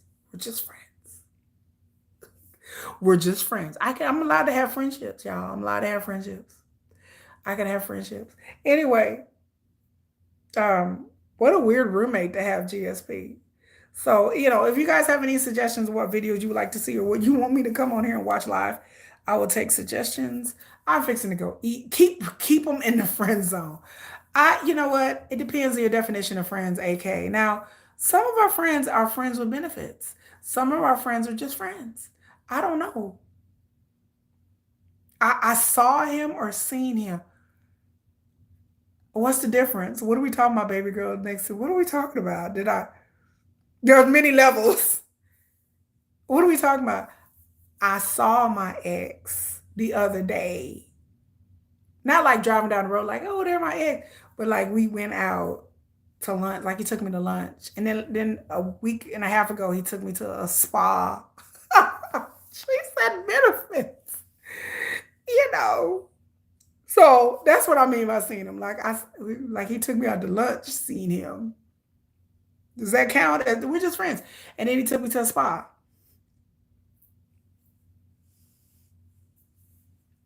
Just, magic. I do my Jedi mind trick. This is not the thing. These are not the drawers you're looking for. y'all know. Yeah, she's seen him. Yeah. I saw him. I seen him. Yeah, I guess I didn't saw him. I seen him. Um, I don't know. Like I said, I don't know what's going on. He text messages me, and I don't know. Confusing time, my friends. It's a very confusing times for me. I don't know. I don't know. I don't know. I really don't. I don't know. I don't, like I said, I don't know. But we're not together. I'm still single. So I'm still single. I'm still single. I'm not a taken woman. So I'm not taking woman. Even if my ex want to suck my toes. Let me stop. That didn't happen. I'm just playing, y'all. There's no toe sucking involved. So, talk about ain't nothing wrong with it. I guess. Oh my. If y'all know the story between me and Dick Grimes, my ex, as we call him, Dick Grimes. AK knows she been here the longest, so she knows that my ex used to be sitting next to me while I did lives, and we've been together for so long, and then it just kind of like went downhill slowly to the point where I'm just like, I don't want to be with you, and then now we're like, I don't know what we're doing now. We don't kick shame. This is a safe space. There was no toe sucking. I'm kidding. My ex don't suck no toes. He don't do none of that. I'm just kidding, y'all. We ain't no toe sucking involved. This ain't like what is Game of Thrones. What's that character in Game of House of the Dragon that like to massage the feet? He like to look at the feet. That's my dude. I find that dude incredibly sexy. The dude that always want to massage Allison's feet. He just like, let me just touch him. Just let me touch him. I like that dude. That dude's my dude. I find that dude incredibly sexy. And he walks with a limp. Oh man, give me layers. Oh my God, that man to me, he's one of the sexiest dudes on the show. Cause he got that limp, and then the way he looks, and he's intelligent. He always want to, yeah, sir clubfoot. And he wants to want to rub the feet. Oh baby, I would get that kind of man. The kind of man I would marry. That I like weird dudes, weird men like that. I don't know. I like weird stuff like that. He can rub my feet anytime. I'd be like, yeah, a little bit to the left. Like I wouldn't care. Nothing wrong with the comfortable. It is hard. I had to say, in all seriousness, it is hard for me to get away from being comfortable when you've been with somebody for 5, 6 years. It is hard for me to settle in. I'm on dating apps. I talk about dating. I do videos about dating and everything like that. But it's just kind of hard because like I'm not, it takes a lot me being an introvert. Now I know y'all don't want to believe me that I'm introverted, but I am a very introverted private person. So, and I'm avoiding. Like if you know attachments, I'm avoiding all the way. Like I don't want to emotionally attach to anybody. What they call it in Japanese culture and anime. What is it called? A sunundri? Is that what they call? Like the anime character that hates you all the time. What is it? I want to say it's a sunundri, but there's an anime archetype that like hates you all the time. That's just mean to you all the time. And then or is it a Yandri? Is it a Yandri or a Sinundri? I don't know. I forget which one. I get them confused. But there's an anime archetype. It's a Yandri or a Sinundri where they like mean all the time and they be like they don't really like you. They act like they don't like you. I'm that. But in the beginning, I'm just like, man, whatever. Like I'm so aloof and so kind of like I don't like you. Like you just get on my nerve. I kind of give a very off-putting feel when I'm dating someone. Now when I'm friends with people, I'm warm and I'm funny and I'm kiki. But when I'm dating you, I can be off-putting. Like I can be very just kind of like, okay, well, I'm very like I gotta warm up to you. And so for a lot of men, I've learned that these days, like that worked for me when I was in my 20s. But I've learned that now these days these dudes want you to chase after them and be all like, "Oh my god, you're so wonderful, oh my god." And I'm not that it. I'm very low key. I'm very introverted. I'm very like chill. I'm not like excited. Wherever I'm meeting somebody, I barely know them. I take time to warm up to somebody. So it's hard for me to go from having a relationship where I got really comfortable with somebody and I'm with them for so long to go to a relationship with somebody new. Like it's hard for me to date, period. But even more so now when I'm just kind of like, okay, I'm so used to being with this other person who knew my moods and who knew what I liked and what I didn't like, and I don't have to second guess it. Like we go out, he order the food, he get the henny, he get, like he do all that. You know what I'm saying? Like I don't have to tell him what I want to eat because he like, okay, I know what kind of omelet. I know you like this. I know you like this. So it's kind of hard. Yeah, my ex is an old comfortable pair of slippers. It's hard for me to get out of that mode because then I got to be with somebody new and they got to learn me and like I said, being with me is not easy. I have never said to anybody in their life, nobody has ever described me as easy or sweet.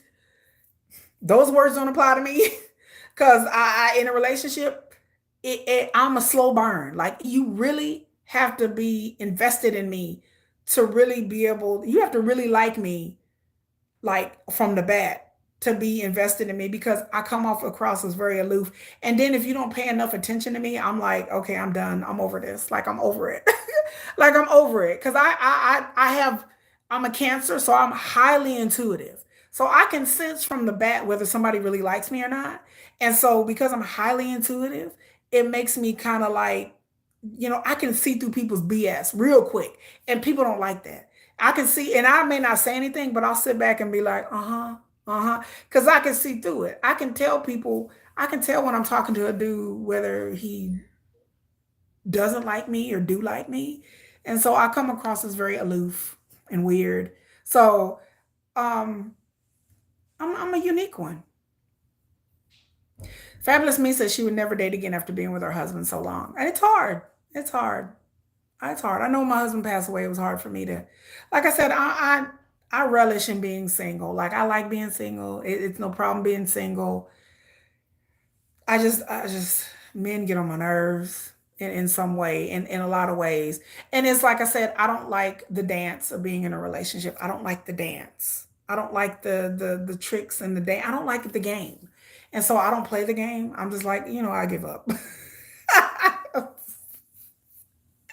And so it's hard for me, but I'm okay with it. I don't mind being single. I don't care about being single. It doesn't phase me at all. But it's kind of hard to be with somebody for so long and then, okay, now I got to find somebody else. And then that person has to deal with my bullshit. Because I come with, I'm not a warm, cuddly person. Like with my friends and my kids, I am. They have a whole nother side of me, of kindness. But when I'm with somebody, I'm just kind of like, what? What do you want?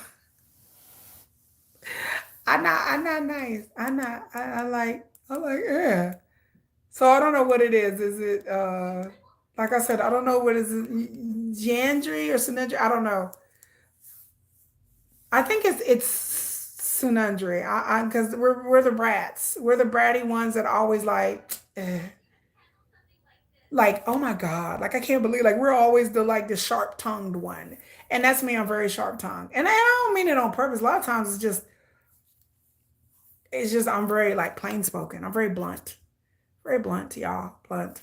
Yeah, I'm very blunt, and that rubs people the wrong way. Like my bluntness is very like that's dumb, and but I don't mean like be hurtful, but I just sometimes lack tact. And I need to find somebody who thinks it's cute because there's not everybody thinks it's cute, but there are some dudes who are like, yeah, I think that's really cute. My late husband thought it was cute. I thought he was a masochist. I was like, you must be a sadist. My late husband be like, but I see through you because underneath all of that, you're a real kind person. And I was like, and then underneath all that, I am a really kind. I care about a lot of things and a lot of people, and I'm a really kind person. But you have to just chip away at that. My nonchalantness and aloofness is just like, okay, okay. And I hate when men like really try too hard and they be like, look at this picture of me and look at it, and I did this and I did that, and I'm just like, just it's the kiki face of, oh, that's nice. Like, oh, that's great. Well, aren't you?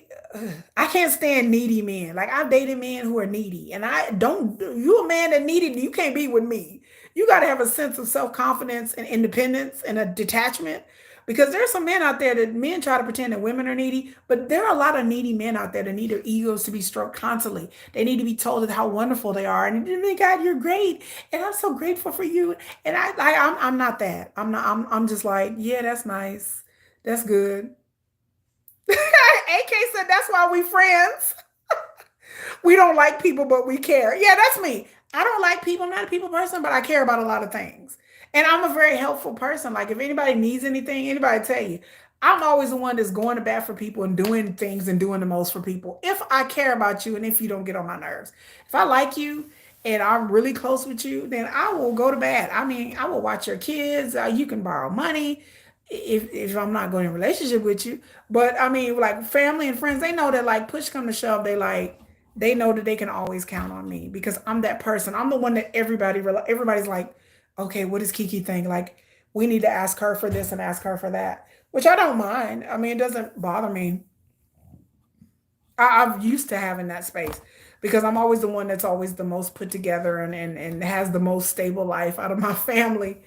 And I don't mind. I don't mind helping people. I like helping people that I love and I care for. Now, if I don't care about you, I don't know. I have to care about the cause of the thing. But other than that, like I'm just me. And then, like I said, I've just learned that when it comes to dating and when it comes to people put on a lot of pretenses, and I'm what you see is what you get. Like I don't try to put on airs like people would advise you. Well, you can't be your full self, and you have to put your best person. No, I don't believe that. I believe if you're dating, you need to be who you are. You don't need to be like, okay, I can't say certain things and I got to do certain things because I need to get this person. Like you need to trap somebody. I don't want anybody to feel like they got to trap me or I got to trap them. Well, I got to act like this and act like this because this is what they want. And I hate that. And then when time goes on, you realize then the real true person comes out, then you feel like it's a bait and switch. You know what I'm saying? I've had that happen. I mean, everybody, we've all had that happen to us where you get with somebody and in the beginning they're calling you all the time. They're text messaging you. They're taking you out to eat. They're kind. They're honey, baby, sweetie, sugar. And then 6 months later, you can't get the mofo to even call you. 6 months later, you don't get morning texts and you don't get, they were doing all these things to get you. And I hate that. I am who I am from the beginning. I'm not going to do the most and do tricks and flips and jumps to be something because I'm trying to quote unquote get you or catch your attention.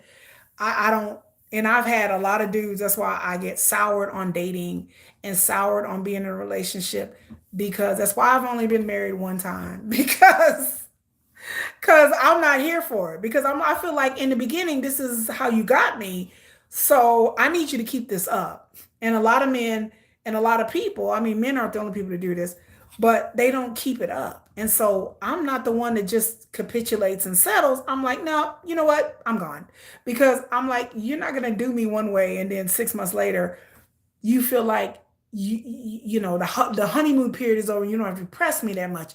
No, but then don't do this stuff in the beginning. That's how I feel. Don't do things in the beginning that you know that's not you, and you know that's not how you normally act in a relationship. I want everybody to just be themselves. If you are a couch potato that likes to sit at home and play video games all day, then be who you really are. Don't be out in these. Don't be out with me talking about you finna go hiking and camping and you're gonna do things because you realize that I'm an active person, but you're really not.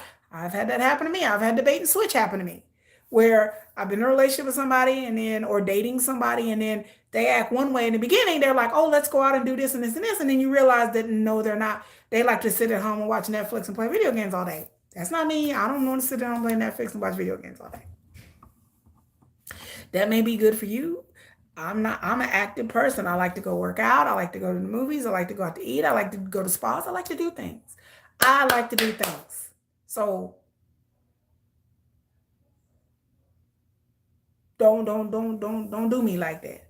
And so, and some people, a lot of men and women, they just deal with it. Once that person stops doing the things that it got them, they just like, oh well, I guess this is how it goes.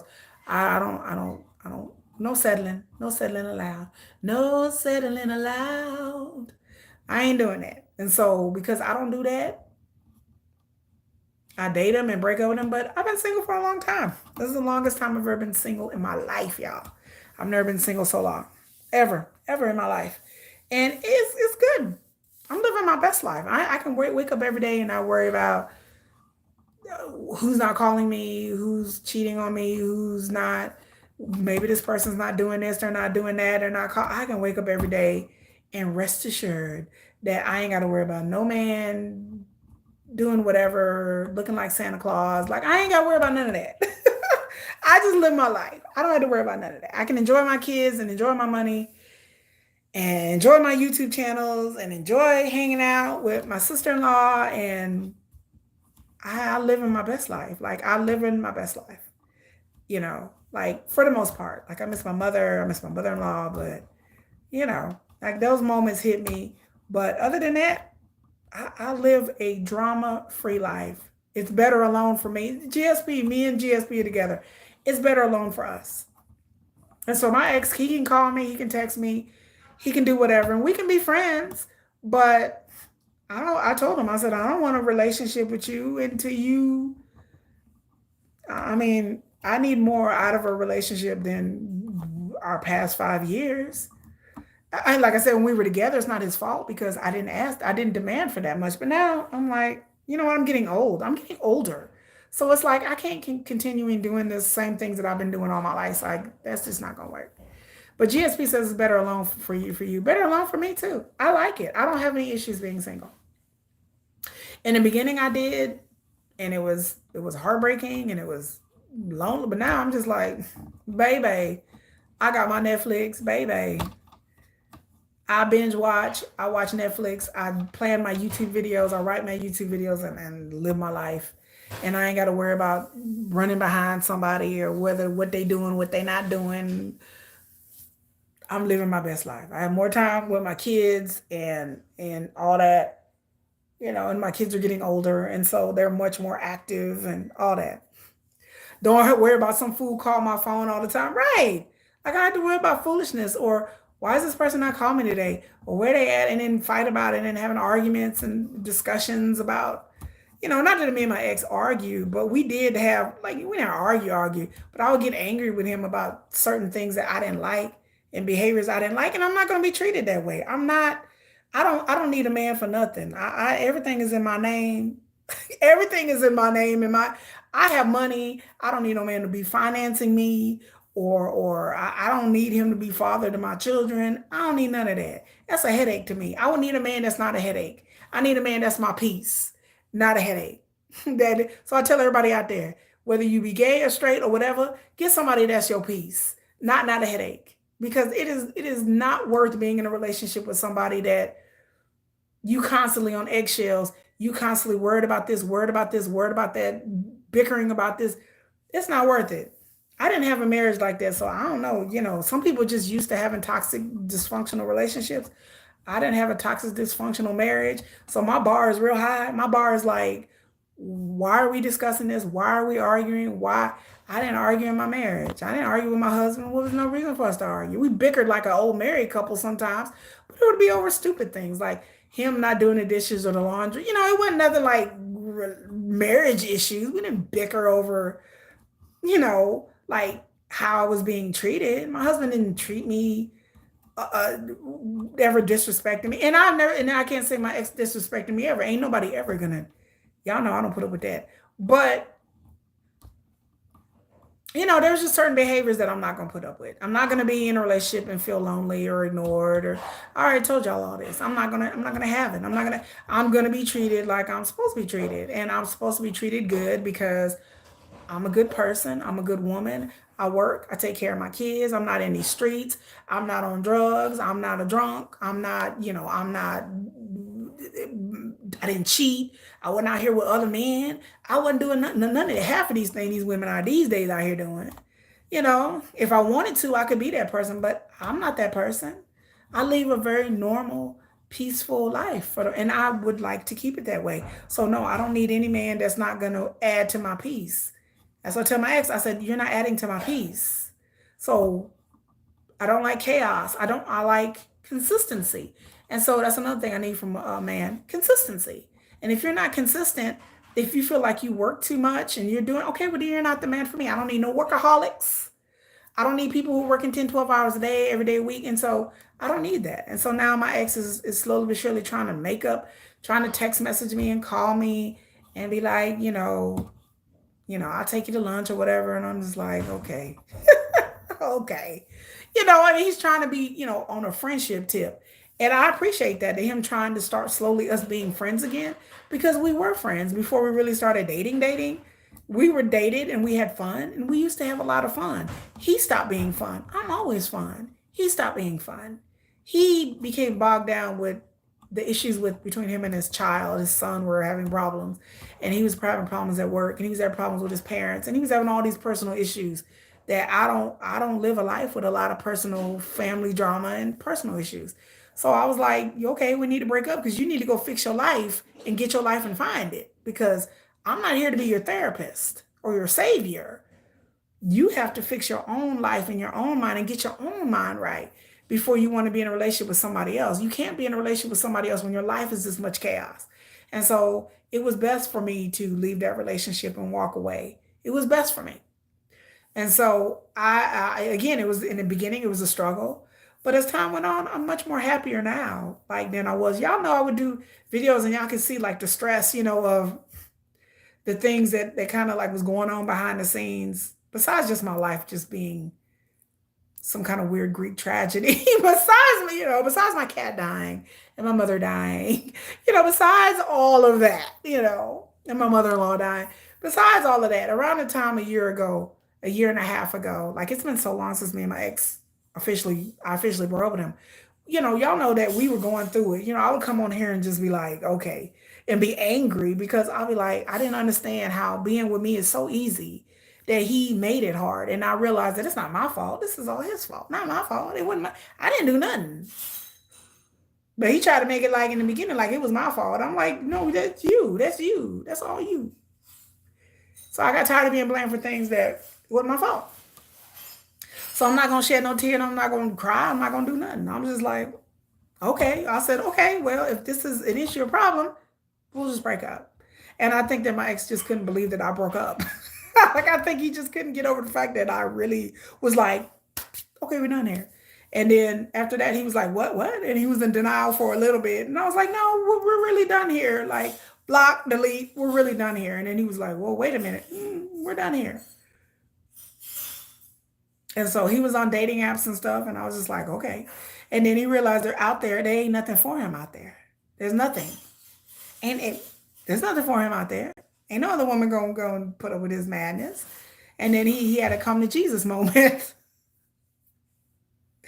He had a come to Jesus moment about 4 or 5 months ago. Then he come back like, can we talk? Da, da, da. Yeah, because you've been out in them streets and realized that being out, being single, that he's not the type of person that likes being single and being on dating apps.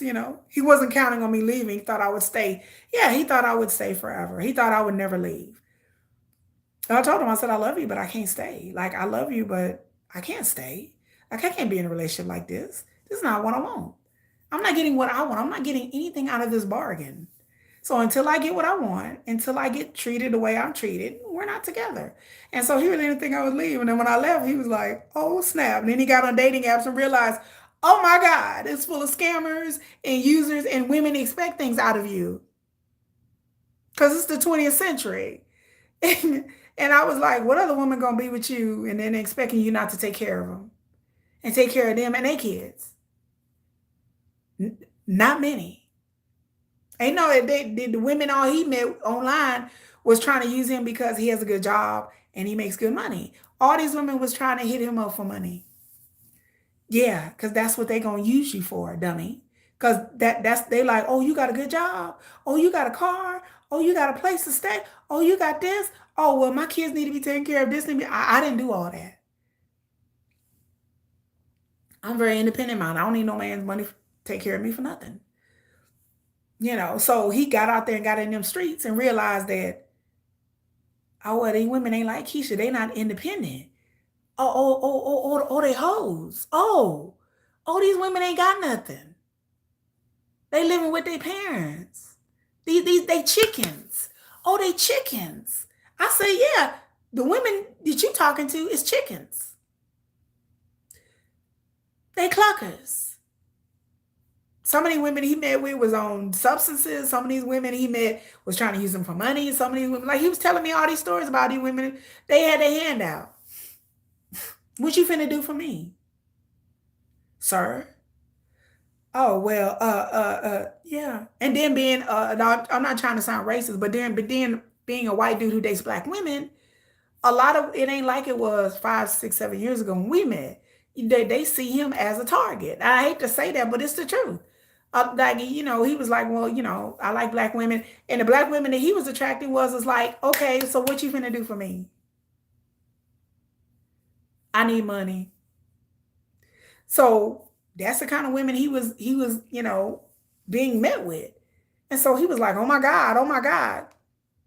Really? I used to tell him all the time, I said, you go out there and find another woman. They will expect you to take care of them, their kids, their laundry, their house. What you finna do for me? And that's what happened. Girl, GSP laughing, but it's the truth. Like I said, I'm not trying to sound racist, but I mean, that's just the truth. The black women he met was like, where them dollars at? Where them dollars at? I ain't finna meet you and do nothing. You gotta take me out. You gotta pay for my kids need to come. I got a cell phone bill you need to pay for. Like these women was asking all kinds of things. Things I never asked for, which I should have, but I never asked for. I don't need no man money. I don't even bother with no man just because I'm finna get a handout. These women were all looking for a handout. So I was like, be careful what you wish for, because you just might get it. So be out there in them streets and you see out there that these women, it's 2023, 2024, baby. These women's like, where these dollars at? Where them dollars at? Especially if they got some kids. Baby, that's a wrap. Where you finna take my kids? Yeah, he effed around and found out. Right. You right, AK. He effed around and found out. that, oh my God, like these women out here, they just, all they do is want money. Okay. Yeah. And then they talking to 6 or 7 dudes. Really? Oh, really? I laughed in his face. Really? And they talking to this dude and that dude and that dude. What else? And they want money all the time. They want me to take care of their kids, and they ask me to pay their cell phone bill and their light bill. Then they ask me to take care of their kids, and they asking about what clothes am I gonna buy them. Then they want a purse, they want Dooney and Burke, they want Gucci. Really? Oh, you didn't know? Oh, that's how it go. That's how the game is played right now. He babysitting right now. Right. They like, when you gonna come watch my kids? Where my Gucci belt at? Poor little Tink Tink. Right. I was like, oh, you really thought it was gonna be easy. Oh, you thought you was gonna find another me. A real independent minded, intelligent woman. And then on top of that, the women, they got like 4 or 5 baby daddies that you have to contend with. This one chick, baby daddy calling him, cussing him out. I'm like,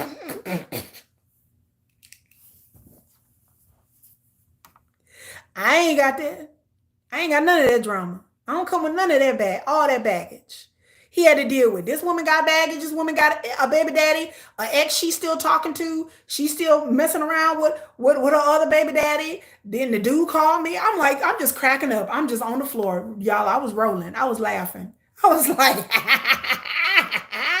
so again, to the women out there who these men think they finna go out and go find them another woman, they will run up on some shit that they can't, that they ain't prepared for, especially if they ain't been dating for a while. So these men out here thinking they're gonna find another you or find somebody better. They think the grass is greener on the other side. They'll quickly find out that in 2024, women, they don't make women a lot of like us anymore. Like there's a lot of women out here, we're intelligent, we're attractive, we're independent minded. I don't ask much for the men that I date. I don't ask a lot. I just ask that you be loyal, that you be honest with me, that you be kind to me, that you treat me how I'm supposed to be treated. I like to be treated. I like to be, like, we've been in a relationship so long, I like to be taken out. I like to get my nails done. You want to pay for my hair? That's not something I expect all the time, but I expect I'm going to treat you like a man. And if you're a good man, I'm going to treat you good. If you want to treat me like a chicken, I'm not going to treat you like a chicken. I'm not some hood rat chick from around the block. I'm not Kiki from around the block. Like I'm not that person. But if you want that and you out there, you will find that. And I don't have baby daddy drama. I don't have, I need somebody to pay my bills. I'm finna get evicted. My cell phone finna get turned out.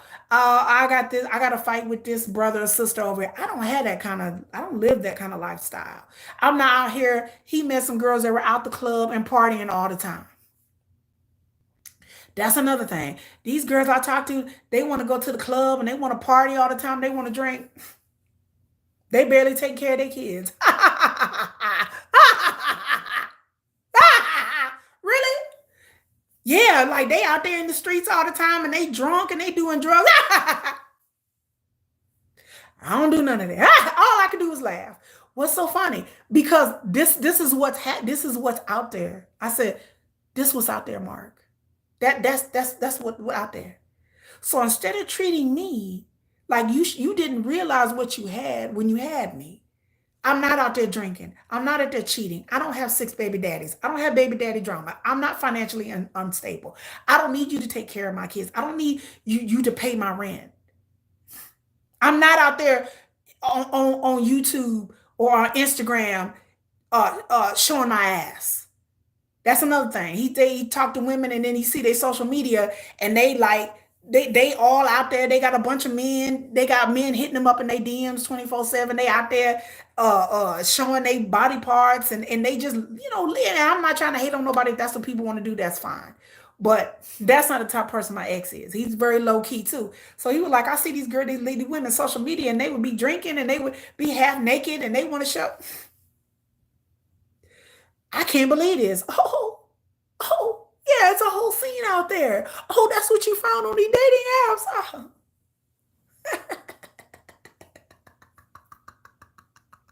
Oh, really? All I can do is laugh laugh and toss my head back. Cause I'm like, that's what's out there. I said, I told you before. I said, you think you're gonna find another woman? I like to see you try. Yeah, they got all these men talking to them. I don't have that. You don't see, I'm not twerking on Instagram. I ain't got my tatas all out on doing pictures and they in the camera all the time and they want all these attention and they on their social media all the time and they taking pictures all the time and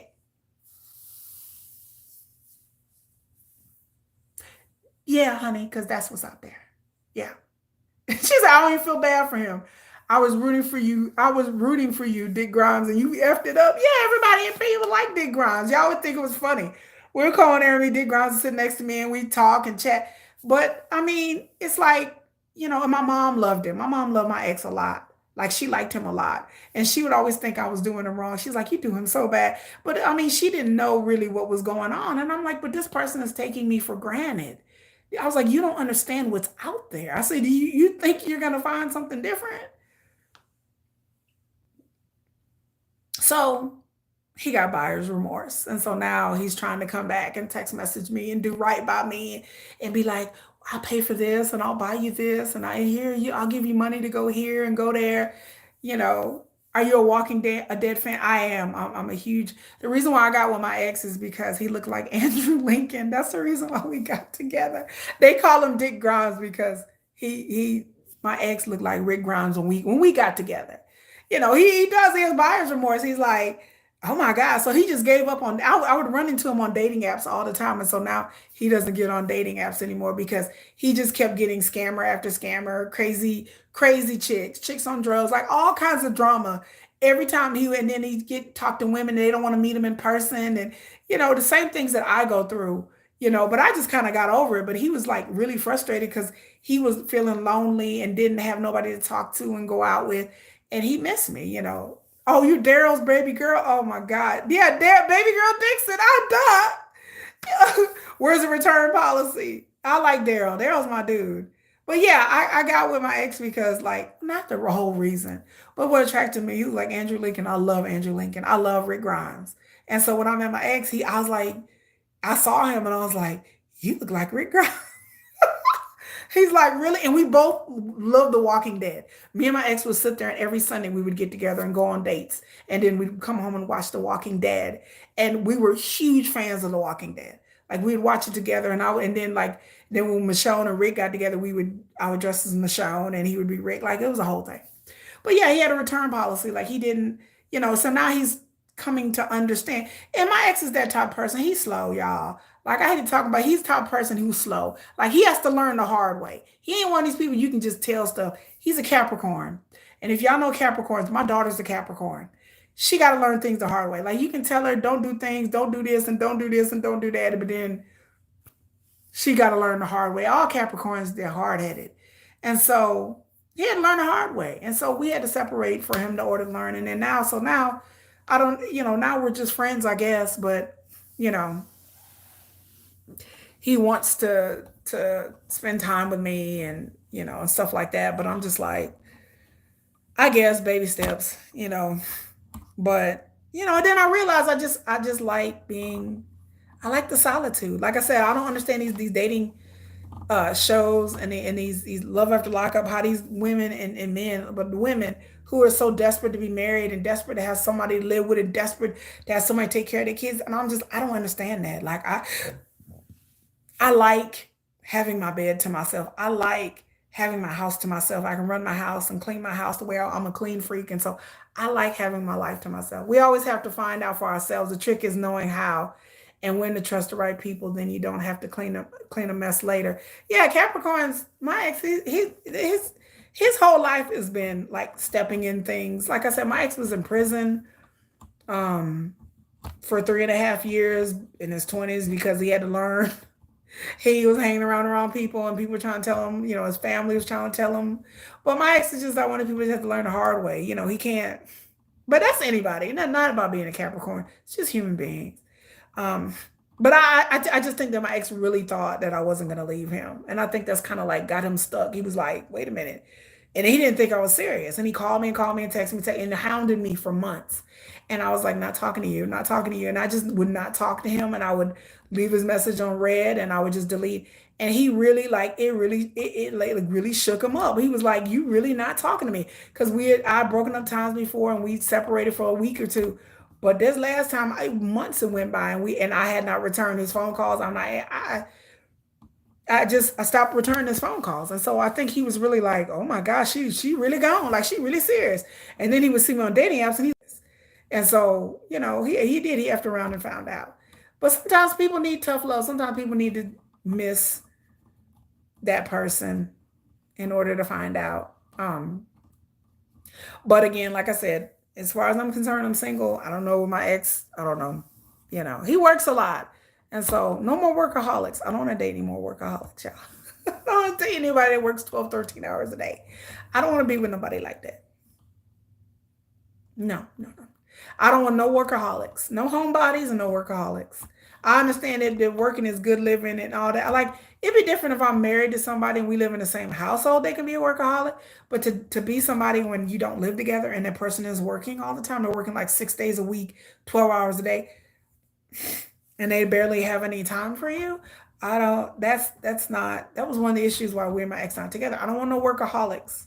I don't want a dude that just works and works and works. And not unless like I have something to show for it. But my ex works a lot. And, but I tell him all the time, you're working for yourself because I don't have anything to show for it.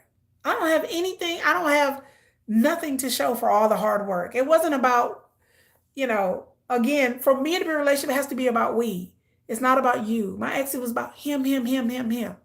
I'm working. I'm doing this. I'm finna move here. I'm just like going, okay, you done? Because what does it have to do with us? Like, I thought it was we. I thought it was just you.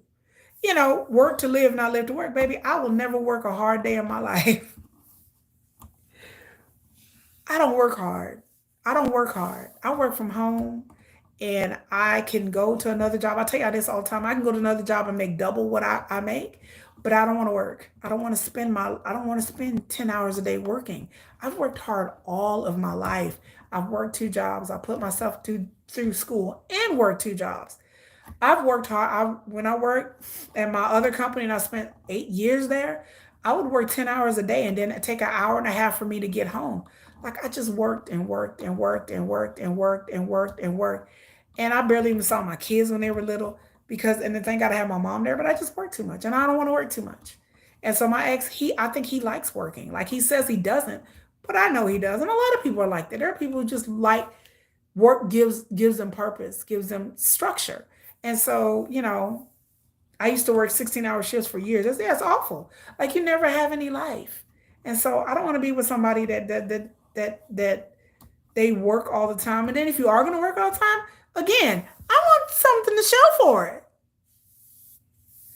Like if you my man and you gonna work all that time, baby, I better be getting my nails done, my hair did. I better, we better be working toward you building a house for us. Like if for all that work and the money that you're making, we better be building something for our future. Like if you better come to your girl or your wife or your husband and you're like, babe, I'm working all these shifts and I'm doing all this because I'm saving up money because I want us to retire together. We're going to be in an island on Barbados somewhere, and that's what we're doing. If I understand what the game plan is and I understand, then I don't care. You can work as much as you want to. But the idea that you just work and work and work and work and work, and I'm like, there's no we, there's no us, there's no game plan for us. We are not doing anything. My ex had no plan for what we were supposed to be. I'm like, it's supposed to, I believe in a partnership, even if you're not living together. So you're making all this money for yourself and your son to leave him some money. That's nice. So what am I doing here? So I got to deal with seeing you once every 2 weeks because you're working for yourself to do what? Well, I'm going to buy a house. You're going to buy a house. We're getting older. My kids are getting older. His son is grown. There was no we. There was no plan. I like plans. So what are we going to do? Are we going to go on vacation? We didn't go on vacation. He couldn't take time off to even go on vacation. So what are we doing? We are not doing anything. You are doing it. You working because you want to work. Had nothing to do with me. So I need a man that, there's a we, there's a plan. This is our plan. 5 years we're going to be here. Another 5 years we're going to be here. Another 10 years we're going to be here. I need a plan because I plan when I get older. I don't plan to be working for the rest of my life. By the time I hit 65, I want to be retired. I want to be living in Mali somewhere, sipping on a coconut drink. Like, I don't want to be up here working, all working until I'm 70, 60, 70 years old. Who want to do that? Well, I'm working up in my company. Okay, that's great. You work up in the company, less work, less physical work, more money. That's fine. But again, so what does that have to do with me? You get up, what does that have to do with us? So what are we doing? Well, I'm just trying to wake up in the company. Okay, that's great. That's your ambition. Me too. I work up in my company and trying to be stable and do all that. So what? So what's the plan? There was no plan. I need a man with a plan. Cause I at 65, I'm gonna be gone. I got my passport, baby. By the time these kids is grown and out of my house, and I'm helping them with their lives, and I will always be their mother. But I don't want to live here in America. I want to be gone. Like by the time my kids are in their 20s and successful and on their own, knock on wood, and I've raised them right and did the things that I've had to do, then once I hit about, I'm not going to be working till I'm 75 years of age. I want to be retired. I'm saving up all the money I can for my retirement, and I want to live out the rest of my life in peacefulness and ease. I don't want to be, where would I go? I don't know. I would go to some tropical island. I would probably go to Panama. I heard that Panama is good. Mali is good. I would I would probably tour around, like go to South Korea. I would probably do a tour first and then pick out where I wanted to go and settle abroad. I don't want to live here for the rest of my life. Um, and then hopefully my kids would come with me. They would follow suit. And hopefully they would work abroad and we would all be abroad. But the idea that I'm just going to keep working, working, working, I don't have no plan. I always have a plan. I always have a plan. Always. I'm saving up money for my retirement. I always have a plan. So I have a pension. I have a 401k from my all my jobs. I have 401ks. I have pensions. I have widows pay for my late husband. All of that. Like I plan to not spend the rest of my life working. Like it's good now. I have an easy job, but I mean, I don't want to be the next 15, 20 years like, yeah, I'm still working. Not saying I won't be spry. I mean, hopefully I'll be with my wits about me. But the idea that I'm not a workaholic. I used to be, but I'm not. I've learned that there's more to life. I'm happy that I can go to the rec center and I'm happy that I have time for my children. That's the best thing that means more matter to me. Spain is beautiful. I heard Spain and Portugal is gorgeous. And I just settle someplace, that as long as I'm accessible to my kids, then that's what I would do. And hopefully they'll be in college and living their best life. And out of college and living their life. And mom will be, my son's 14 now. So in another 10 years, he'll be like 25. And so, yeah, in another 10 years, I'll be like 60. And so in another 15 years, my son will be like 29 years old. So by the time another 10, 15 years, my son will be in his 20s, And so, and my daughter will be in her 20s. And so, yeah, it's doable. It's very doable. And so, yeah, I wanted to live. And if, like I said, if me and my sister-in-law, we move, gallivant. Me and my sister-in-law, we have plans. Like we both want to gallivant across the world. I don't know if my sister-in-law is ever going to have any children. Hopefully she will one day. She'll meet somebody. But the way things are going now, I don't think my sister-in-law is ever going to get married and have no kids. She is living her best single life, and she's going to Korea and Japan in October, and she's living her best damn life without no man, and she's happy. So I think we would end up retiring together and living together. Maybe me and my sister-in-law will end up living together. I think that's our plan for now. We've talked about this, about us once the kids are older, us moving somewhere and living together. Because I enjoy my sister-in-law's company more than any man. Like my sister-in-law is my best friend. She really is like my sister. And so we enjoy each other's company a lot, immensely. My sister-in-law lived with us for about 5 years, me and my late husband. We practically raised her. And so I enjoy my sister-in-law's company a lot. And I think that we would be two old ladies. Well, she's younger than me. Semi old ladies, one old lady, and one younger lady. By that time, shit, my sister-in-law would be in her 40s, and I would be in my 60s. How old is she? Wait a minute. My sister-in-law is like 16 years younger than me. Like she's younger than me, my daughter. So we'd be just gallivanting. Like we would pool our money together, and we just be two ladies just enjoying our lives, and hanging out with my kids. Then that sounds like heaven. It sounds like paradise to me. Like to be able to be travel, have enough money to travel around. I don't have to work. Hanging out with my bestie.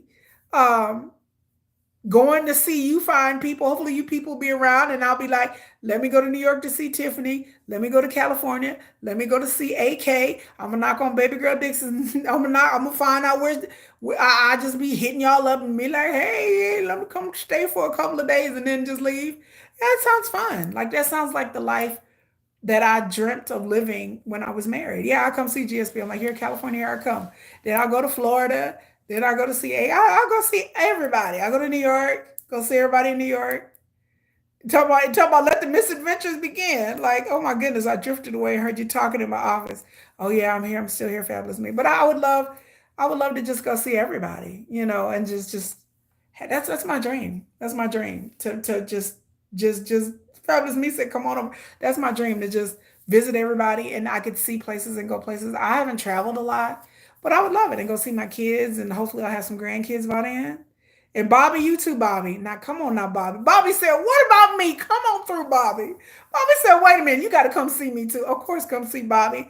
All the people here. I would go see Dustin, Bobby, everybody. I mean, I would go see everybody. Like that's my goal is to like finally see everybody in person. And then y'all see how tall I am. And like I'm tall. I'm real tall, like 5'10". But it's just like, I'm living a good life. Like I don't have to have a man at my side to do that. Like I said, I bring my sister-in-law with me. And I just don't have to have a man to do that. But I like to have a plan. And working for the rest of my life is not the plan. So my ex wants to work himself into an early grave. He can do that. If he wants to come along and visit, I'll bring Dick Grimes with me and be like, hey, this is Dick Grimes, everybody, and say hi. And then just come on, let's go. And he's fun. My ex is fun. Like, he's a good companion and we have a good time. But again, like I said, I don't in this near future, I don't see myself being unsingle anytime soon. Hey ladies, how's your day? My day is a rainy. Y'all, I got caught in three or four storms this week. I got held on. A tree almost fell in my car.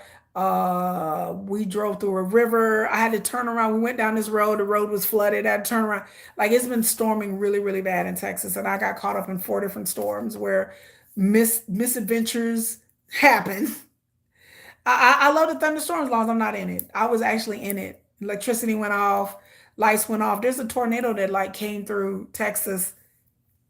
It was good. Yeah. Today, me and my son went to the rec center, and then the moment we left, it started raining. Then we went to the grocery store, and then next thing you know, we come out the grocery store, and we're like, I mean, it was like whoosh. I was like, run. We were like, trying to go to the car, and y'all know I can't run. Y'all know I walk with a limp. Like y'all know I can't run. I walk with a limp. I got a bad knee. Um, I'm very eager to have surgery, and so here I am with my umbrella, like limping, trying to hurry up. Yeah, I never drove through water. I didn't. I had to turn around. Like we had to turn around and leave because the water was so high. Because you drive through water and mess up your car. So yeah, we had to turn around. Like there's like y'all know I live in the country, so we have like country roads out here that fill up with water really quick because they're like little down hills and stuff. And so we had to turn around. Yesterday we were driving, and then we're like, oh, and then all the cars like, everybody had to turn around, stop, back up, turn around. I don't drive through water. I ain't trying to test. And then we saw one car that was pushed off in the embankment because it was like flooded. And I guess the car didn't. They effed around and found out, and the car was over in a ditch. Then there was another car pulled to the side. Like it was just Texas this week has just been a full of storms and a nightmare. So, and I've been caught. I've been somehow inadvertently caught up in the four different storms. Then I had a doctor's appointment the other day, and then everything was good. And then while I was coming home, it was. It took me forever to get home. Like It took me normally a 10-minute drive. It took me like 30, 35 minutes to get home because I mean, I can barely even see, like I'm driving terrified. My hands gripping the steering wheel. I'm like, oh my God. I'm like, oh my God. I'm like, don't blink, Kiki, don't blink. Cause I mean, I couldn't see anything in front of me. Like the wind was just like, shh. I was like, why am I caught in a storm again?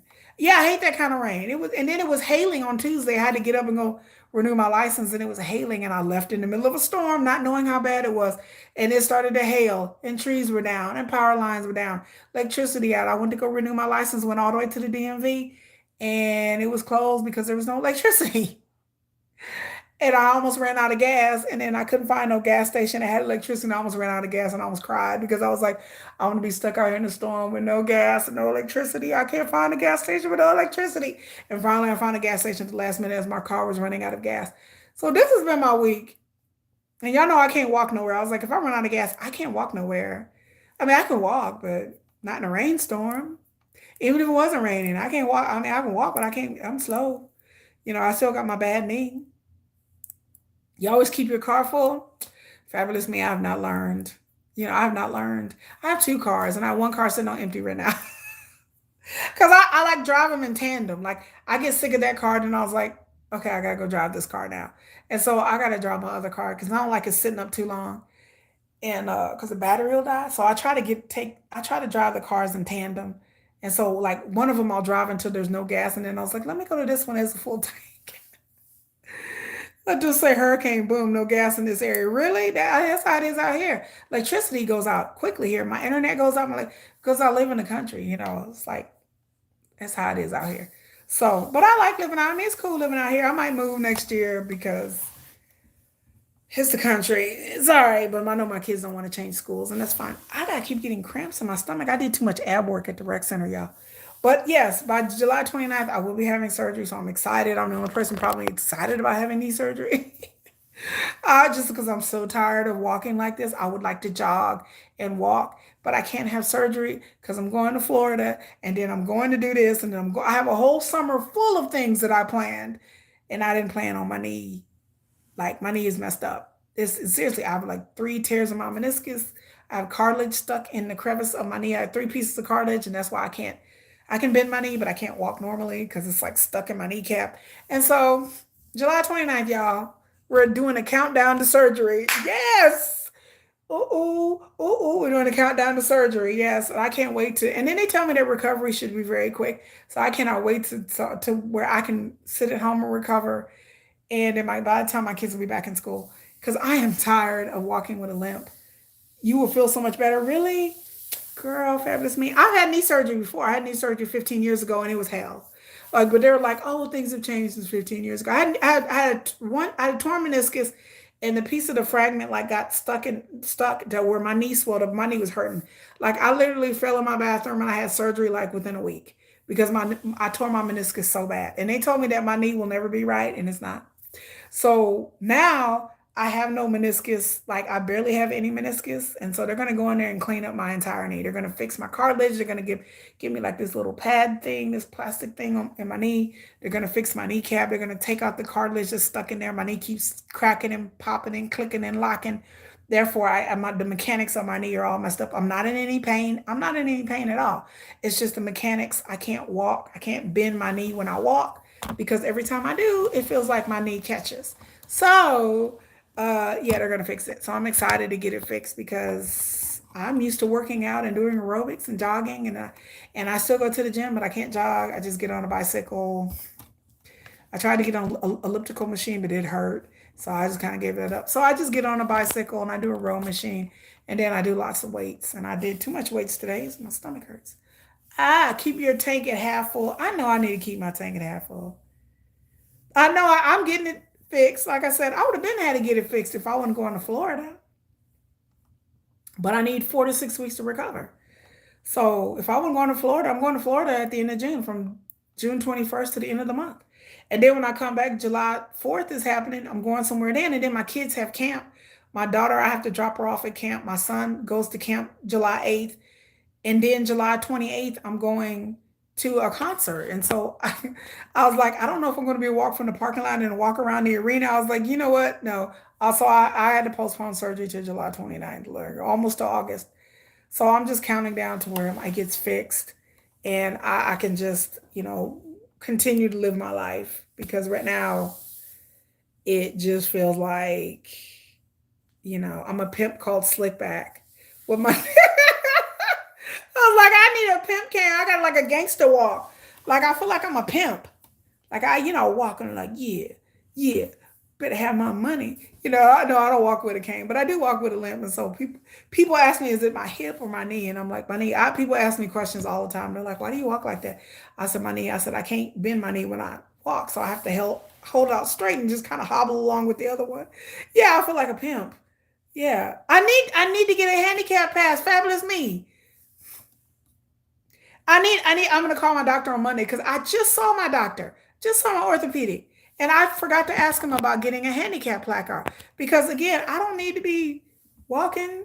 I don't need to be walking far places. Like yeah, I need one, especially when I go to the grocery store. I hate having to park and then I didn't got stuck in the rain like 3 times and soaking wet, so I don't need all that. Yeah, pimp. I'm a pimp. You get a pay. Yeah, I want so I can park close because like I don't need to be walking. I mean, I can. Like I still go out and walk. I do my walks and everything, but I'm just real slow. They will let you in the side door. I know. Like I need to get a handicap placard, especially for the concert, because I want to be able to like park in the handicap park, and that'll get me close. So yeah, on Monday I'm gonna ask. I'm gonna call the doctor's office and ask them, can I get a handicap thing? Because when I had back surgery and I had back problems, I had a handicap placard for about 6 months with my back. I should have a handicap placard anyway. Y'all know all the surgeries I've had. I have screws in my back. I have back issues. This knee is making my back hurt, so it's not helping my back situation because my weight is having to shift on more to the right side, and so my back has been hurting. Like my back, I can feel it stiffen up, and I'm in like I wake up in pain. My back is yeah. I should have one because my knee, but my back is hurting because the weight shift. Me having to shift my weight and my gait and the way I walk is my back is like what is happening. My back is I wake up stiff and in pain. So I told him, I said, I can't, I'm in physical therapy and everything. Physical therapy doesn't really help. My knee is still it just needs to be operated on. It's just messed up. But anyway, y'all, I'm fixing to get off this thing. I have to go eat. I didn't made a chicken salad. Um, I made chicken and then I got a nice salad and then I gotta see what my kids is doing. And then I gotta start watching Shogun. I'm gonna start watching Shogun and I'm gonna see what else I can watch and get into today. I'm gonna enjoy this nice rainy, rainy, rainy Texas day. Bye everyone. Thanks everybody for being here. January 4th, Travis Me said she broke both my hands and still waiting for another surgery. Healing takes forever. Oh my God. Dustin, what kind of surgery I'm having? I'm having knee surgery. They have to go in there and clean up my knee. I have a ACL tear. I have 3 tears in my meniscus. I have missing cartilage in my knee, and in the back of my knee, my ligaments are torn. So they're gonna go in there and fix my entire, clean everything up. So I'll be right as rain, and I'll be able to. Shogun was so good. Everybody keeps telling me to watch it. I'm gonna watch Interview with the Vampire. I'm gonna watch Shogun. I may come back and report and tell y'all what's going on. Anyway, y'all definitely look at my other channel, Nomadic Kitty. Y'all please subscribe. I'll put links in the description and in the comments. Everybody make sure you thumbs up the video. Have a great, I thank everybody from being here listening to this long videos that I do. Y'all know I like to just sit here and talk with y'all because I don't have no friends. And so I don't have no life, I don't have no friends, really. But anyway, I love y'all. I will be back on Monday talking about the Facebook dating thing that I hate. And I'll be back here on Monday. And then Nomadic Kitty, I'm gonna post Egyptian cat video and a Bridgerton video that I'm working on within the next week. So y'all have a good day. Y'all have a good Saturday. Stay safe, everybody. You're my friend. I know GSP. I know y'all my friend. I say it in jest that I don't have any friends. I just say I need to come on here and talk to grown people about grown people stuff. So I do these videos. I gotta come here and talk to some adults about some grown folks shit. But y'all have a wonderful, beautiful day. Bye, everybody. All my friends. Bye, Bobby. AK Dustin, Baby Girl Nixon, Fabulous Me, GSP, everybody. Bye. Yeah, bye, Nikki. AKA GSP. Y'all just outed her real name. Whatever y'all say, Nikki, I was like, y'all talking to me? Well, my name's not boy yet. Anyway, AK know my real name. Y'all Facebook friends with me, which AK is, and y'all know my real life and my real name. But anyway, y'all have a good day. Bye. Bye, bye, Miss America.